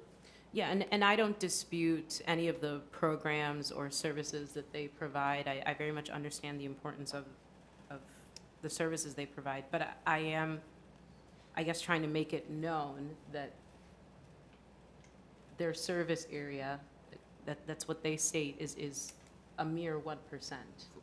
Right, and then I think about how there are some organizations that are within the village boundaries where we're not, it seems like it's a disproportionate amount that's being allotted to them. So I think what they're saying by the 1%, and maybe this is what you're saying as well, is that 1% of their service area, so they serve a lot of area other than Hanover Park. Well, if they're serving the Right, county. it's the whole county. The whole county, No, right. and I definitely get that. I just, compared to some of the other requests, I'm not sure I agree with the allotment for FY '23 for that particular organization. I have a couple more comments.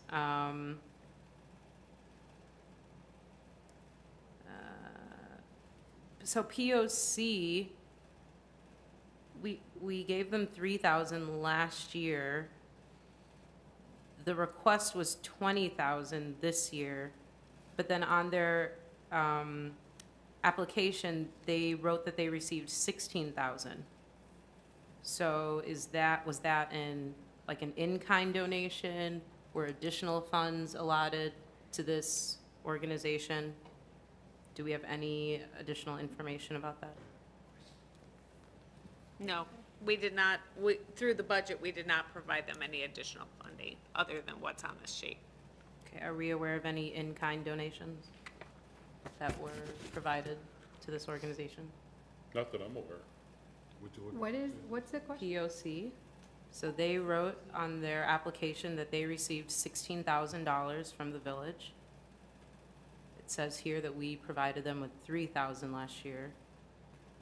I'm asking about the additional $13,000. My apologies, I don't do. No, through the budget process and through what we provided to them would have been what we provided through this mechanism. And so that was the $3,000 last year. So we have no knowledge of that $16,000 figure. No, I'd have to go back to the POC who filled out and ask them what how they calculated that. At this time, I don't know the answer to that. Okay. And then for the Ring Doorbell Initiative, how did we get to the $950 figure? So based on some of the organizations that had received funding last year and did not request funding this year in order to get to the same bottom line that we had the previous year, there was $950 left, so we balanced it out. Oh, okay. And then that's going to be coupled, and the chief can speak more to it. We're going to look for grant funding, additional grant funding to do more of those Ring doorbells in addition to what 950 would purchase. Okay. Now, this practice, though, this part of the discussion, I mean, in previous years, you've moved things around, so that might be some area where you say, at this time, you don't want to spend $950 through this area on Ring doorbells and apply that $950 to a different line, a different organization, that's fine too. I mean, whatever you decide. We just need to finalize this so we can finalize the budget. Thank you. I guess then, to that point, I would like to know, so it was stated before that DuPage Habitat for Humanity provided 100 Ring doorbells to the Tanglewood community? Correct. Yes, 100 doorbells. Okay, thank you. And do we know the price range for those Ring doorbells that were provided? I don't know what they paid, but I think they go for around $100 a piece now. Okay, so if we're using that math, then we would be able to provide around 10 Ring doorbells through this avenue. Right. Okay.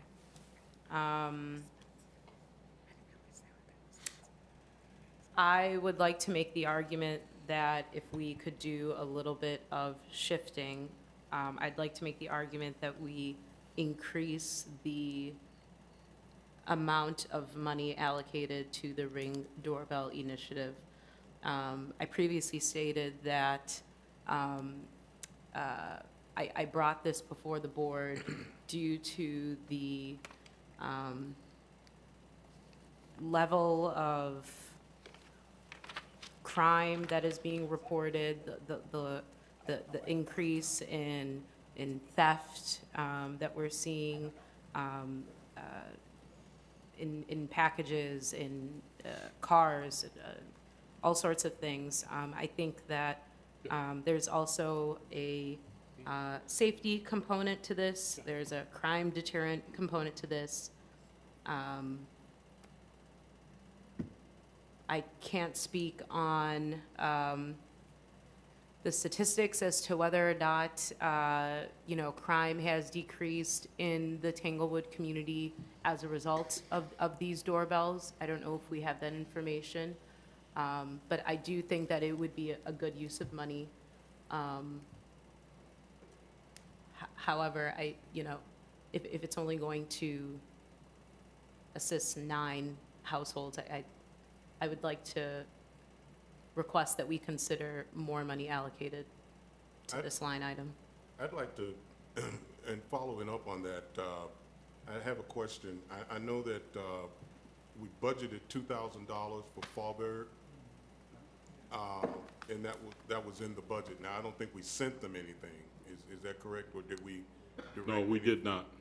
But it was in the budget. Is it possible that we could, in keeping with Trustee Bancoli's comments, that $2,000 that we had budgeted for Fallberg, we could, for this year, that we could take that and put that into the Ring doorbell initiative? So we would purchase, we could talk about, we could look at purchasing those then this year. And so that would be a separate from this discussion this evening. So if there's if funds that are in the budget for 2022 that are not spent go back into the fund balance. Right. But we could look at, if we have the $2,000 and it wasn't allocated to Fallberg this year and the board wished to, we could look at allocating it this year and spending it this year on Ring doorbells this year. Like the money we already have. You know, I see this as a police initiative, not a charitable organization initiative. And I so that's struggle what with I that. guess I was trying to say is, the other option is to take the 950 or move things around. We just had 950, that was not being requested by a nonprofit. Is there a, Annual membership for the Ring, just not, purchasing is not enough, because if there is no membership, then Yeah, the Ring, annual, then there is no recordings, so I don't know how much that will benefit. I'm sure. Yeah, that's correct. Once the doorbell's provided free of charge, if they don't continue with a subscription, all it would do was live feed. Yeah. It wouldn't record. Yeah. Correct. And in the Habitat for Humanity program, that's, made clear to the resident that they would need to go on and continue with the subscription. It wasn't provided, it was only the doorbell camera itself. Yeah, that's not cheap either, that's like $100 or something. $100. A year, Oh. yeah, about $100 a year. Chief, do you have a recommendation on this matter? Oh, for the program as a whole, I think it's great. I'd like to put one on every door, in town. So as much funding as we can locate for it, the better. And I've got staff working on trying to find grants right now. And so I don't know, what the outcome of that will be, but I think it's fantastic. Yeah. Absent the recording feature, is there still value in having the live feed? Sure, because the homeowner could look on their phone and, through the app and see what's going on live and report that to us. Right, right. Thank you.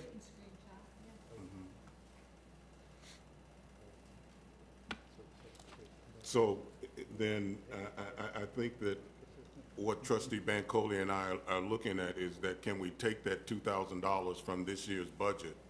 And could you use that then to do the purchase for the Ring doorbells in addition to what we have the $950 for 2023? Absolutely.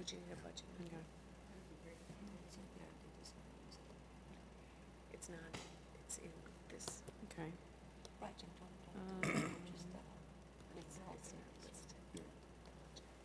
I would ask that we approve this as presented with the doorbell initiative. Although I don't think doorbells belong in charitable contributions. Pardon me? Well, yeah, I like it, But it's in here, it's in here. Yeah, it's in here. That's why I say let's Yeah. move ahead and approve what's presented here with the $2,000. Okay. No, but just so you know, the $2,000 is in 2022.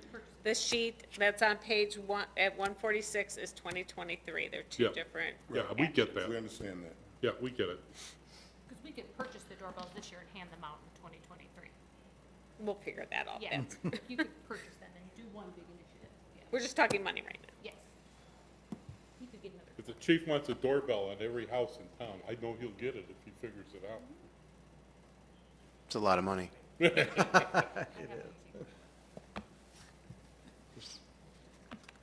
Okay, so I think, thank you for pass it on to Sue.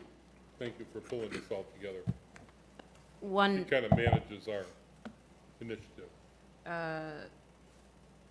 one comment, I would like reconsideration for Centro de Información. We allocated $3,000 to them last year. I would, It's now been reduced to 1,000. I reject They that. will, I'll tell you why. If you like. I'd like to finish speaking. Oh, finish. They requested 3,000, or excuse me, we awarded 3,000 last year. They requested 5,500 this year. It's been recommended that we give them 1,000. Again, it is likely because of what we are seeing in our community that they are going to have an increased workload.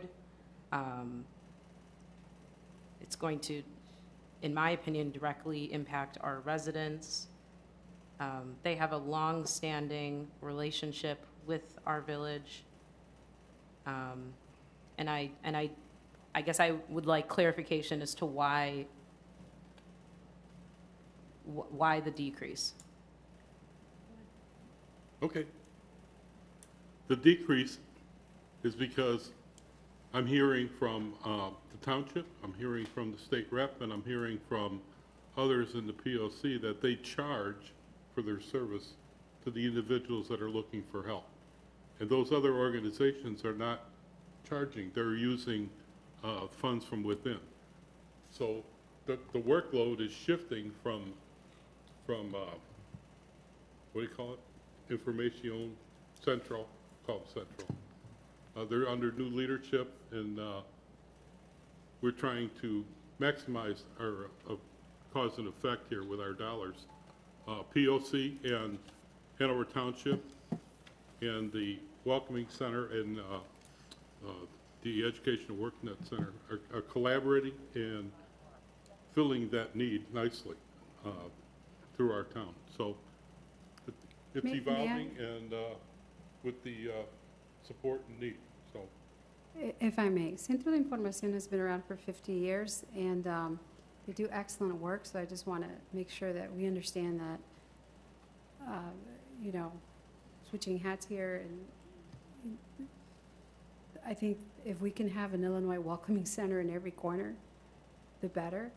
I am in agreement that we should fund them more. I know there have been some issues that some people, I've heard the same talks that we, you know, and nonprofits can ask for donations from their clients if they want. Some do, some don't. But I just wanted to clear that up, that POC is a partner of their center, and vice versa. So where does the money come from?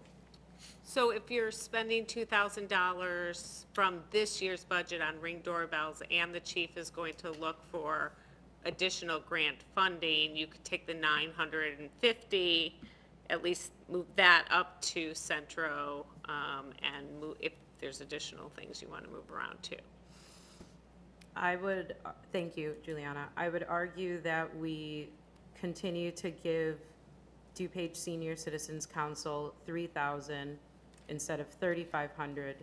Move the additional 500 to Centro. And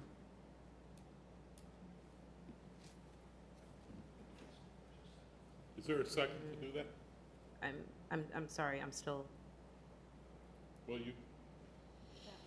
I think that's the only one that we can take one thing at a time. increased. No, well, I'm still on this. I'm just trying to review the list, just want to make sure I get this correct.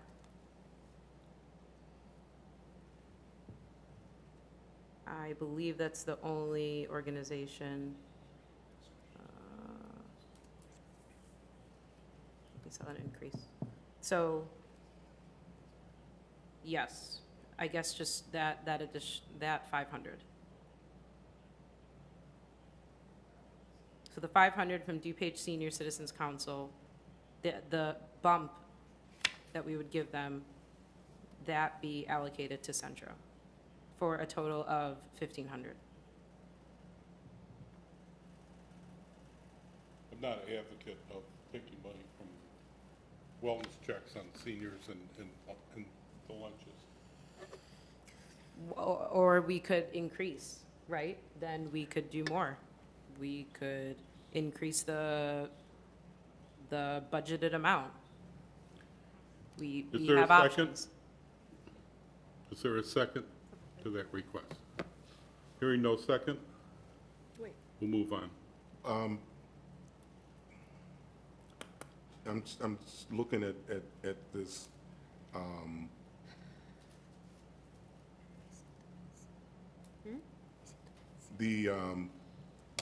the senior council received $3,000. That's been our what we gave them in 2022. And so now there's a request for an additional $500 for 2023. And they serve 1% of our community. No. 1% of their service Their area. service area. Yeah, 1% of their service area. 55 residents in our community is what they serve. I've got it. They have 3,500 every year. Last year we increased it 500. They have 3,500? In 2019, 20, 21, then last year we had to decrease them. So we're just putting them back to where they were previously. Okay, back to where they were.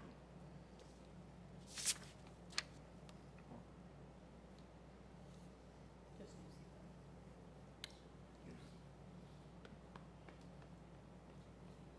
Okay, so we're restoring them to where they Where they used were, to be. to where they used to be. Just so you see. With that, I ask we Well, maybe we could find that money from somewhere. provide else. Juliana direction to take this forward as presented. As Juliana has recommended, she said that if the chief is looking for grants, and maybe that $950 that's in the budget now, we could then take that and move that for the grants. Yeah, and put that for Central. Okay.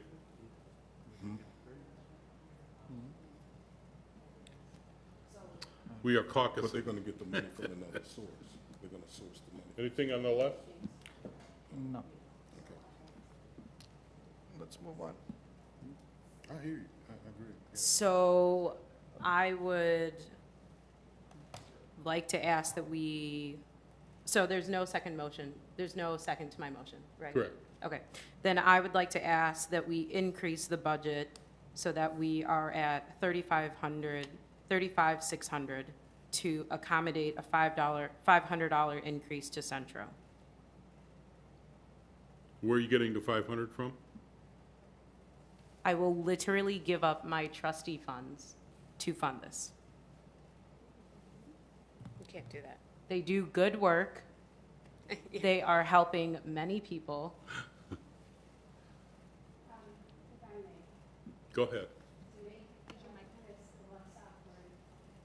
To make this less awkward for myself. First of all, POC doesn't do 500 people. It does 552 households, so that number's wrong. If we multiply that by about 3 or 4, we serve a whole lot more than what's staying there. That being said, Centro has been here before POC, even though POC for the last 34 years has been serving Hanover Park. To make this less awkward for myself, I would suggest that you take that $500 from the POC budget. I'm a strong believer in Illinois welcoming centers and the work that Centro does and POC together. It's great work. And so I'm not sure if are they still in Hanover Park? No, I believe there was some sort of leasing issue, like they were by Glendale Terrace before? Now they're, Okay, I think yeah, it's I don't Glendale. know if They're not in town. they're not in town anymore. Mhm. I don't believe they're in town. But Maybe Shubra, she's still on the phone. so I They know did that- lose their lease and they are not in Hanover Park anymore.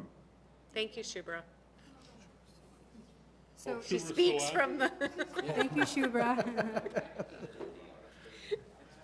it's morning there, she's It's wide morning. awake.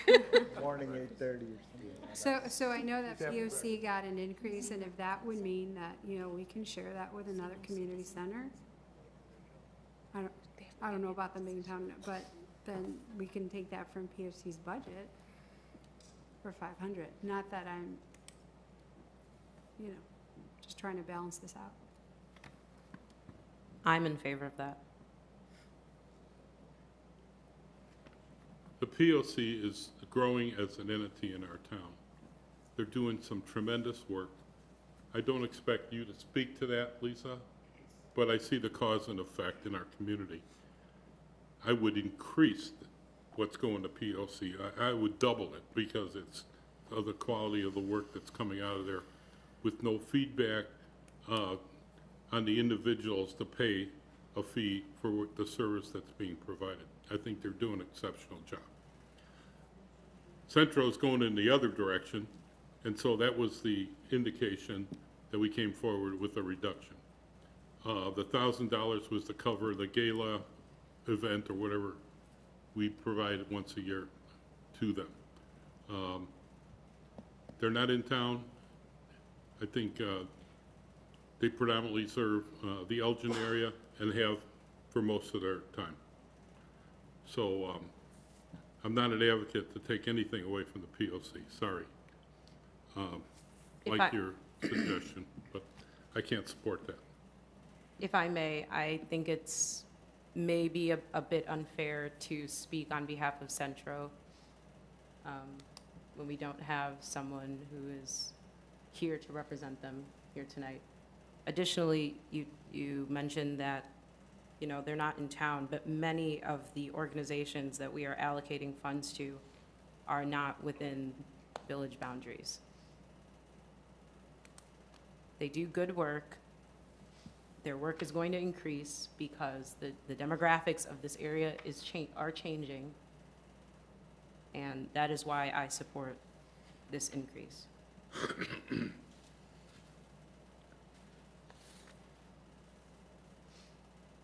Tell me where the money's coming from, not from the POC.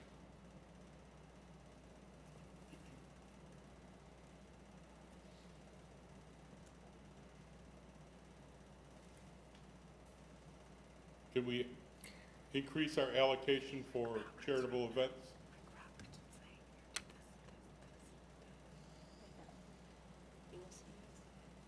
Juliana?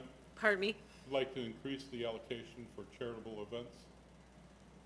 So it would come from the fund balance, Correct. and it would throw, how many numbers would you have to change? We're talking $500 to. I guess I would rather, just for the whole document and the budget and posting and everything and all of the numbers that would have to change for $500, I would recommend taking the $500 from the Ring doorbell, and we will find it in the police budget. The $500. Is that would- acceptable? That works. Okay. Does that work? Yes. Yes. Without objection? But the 2,000 for this year is still being used for that project. You're just talking about the 950. Yeah. Well, I was Right. talking about 500, but do you want it to be the full 950? No, where are you pulling this 500 from? I guess is what I'm, From the 950. from the From 950. the 950. Okay, yes. The 2,000's gonna come Yeah, this yeah. year. Okay. So, Then we move on. the Do- Ring doorbell we have line agreement? item will be $450, and the Centro number will be 1,500. And the bottom line will still be the same. Okay. Very good. So I Without need to- objection, you have your direction. Okay. Okay? All right. So that, And just to clarify though, but for fiscal year 2023, 500 will be subtracted from the police budget. well, we'll work it out in the But general fund. that's where you're coming from. Right. Okay, thank you. Police budget is probably gonna go triple. Let's see here. Where the heck are we? Did I lose? Oh, here it is. I think it's me, maybe. Village clerk's report? I don't have anything great, guys, sorry. Just stay tuned for the tree lighting, and every Wednesday in December, we will be having Santa Claus in the pavilion in our Onterioville. So he will be there from 6 to 7. Just share it on your social media as we get kind of things up. The highlighter just went out, so it's all in there. So we're excited to extend the Christmas spirit this year with Santa a couple times this year. So. Did you run out of batteries? Oh, I got it. I couldn't give you that. I appreciate all you do, Christie, on that behalf. Corporation Council report? No report, thank you. Thank you. Trustee Husani? No report. Thank you. Trustee Gutierrez? Yes. First of all, the Historic Committee keeps moving forward towards giving this town a digital format for all of history. All those pictures are pretty amazing and can be found on the Poplar Creek Library website. And who knows, there might be families that we know in there. The CIDC could not meet last week, I believe it was. There was no quorum again. And so if anybody is out there listening to this and you want to be a part of the CIDC committee, we've got lots of work ahead and we'd love to have you. Just reminding people that November 8th is so very important for all of us, so please go out there and vote. Mayor mentioned that the Children's Advocacy Center is looking for space. We're working with them as well. We've connected them to Ascension to see if we can use up some of that space. We don't want to lose the CAC. And talking about the CAC as a nonprofit, I really would like for us for our next strategic plan to look at increasing the budget for nonprofits. As the cost of everything has gone up, nonprofits, no one works in a nonprofit to get wealthy. We're all scraping by. So to look at maybe increasing this in the future. And then I also wanted to let you guys know POC has a brand new space for its closet. So if there's anybody out there that needs children's clothing, coats, boots, etc., please stop by. There's clothes there, especially for little ones. And finally, just happy Veterans Day. We recognize you, we see you, and we honor you. Thank you. Thank you. Trustee Porter? Just Tuesday is Election Day, and it's very important that we all go out and exercise our right to vote. I also want to congratulate all the work that's gone into the Alive Center. That is such a value-added service to our community. They're doing great work serving the kids down there, and I see the improvements and the addition to the programs that they're adding, and it's very exciting work that's being done there. So my congratulations to all who have been involved in putting that together. I'd like to thank the members from the Development Commission and from community who showed up today to help us in our deliberations concerning that project. We do appreciate it when you come and you participate and do your civic duty. So thank you, gentlemen, for being a part of that. Your input is very much appreciated. That concludes my report. Thank you. Trustee Kemper is not here. Trustee Benko? Thank you. I would also like to thank the Development Commission for their work on the agenda item that we had tonight.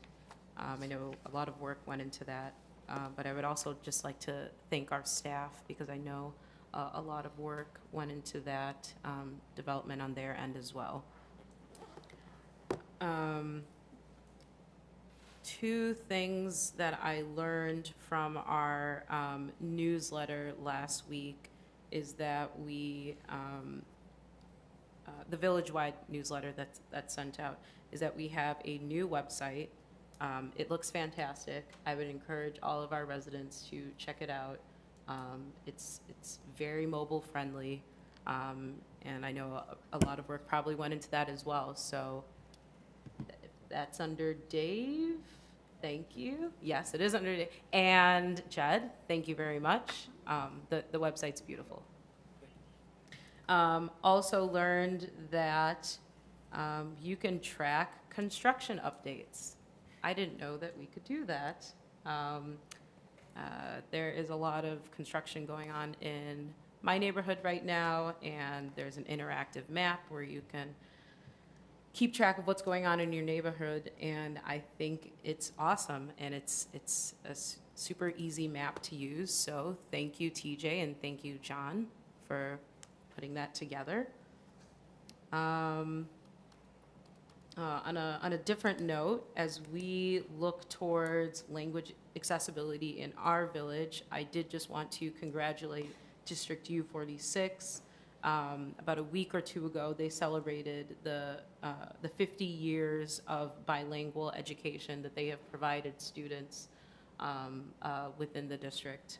And I thought that that was an awesome achievement.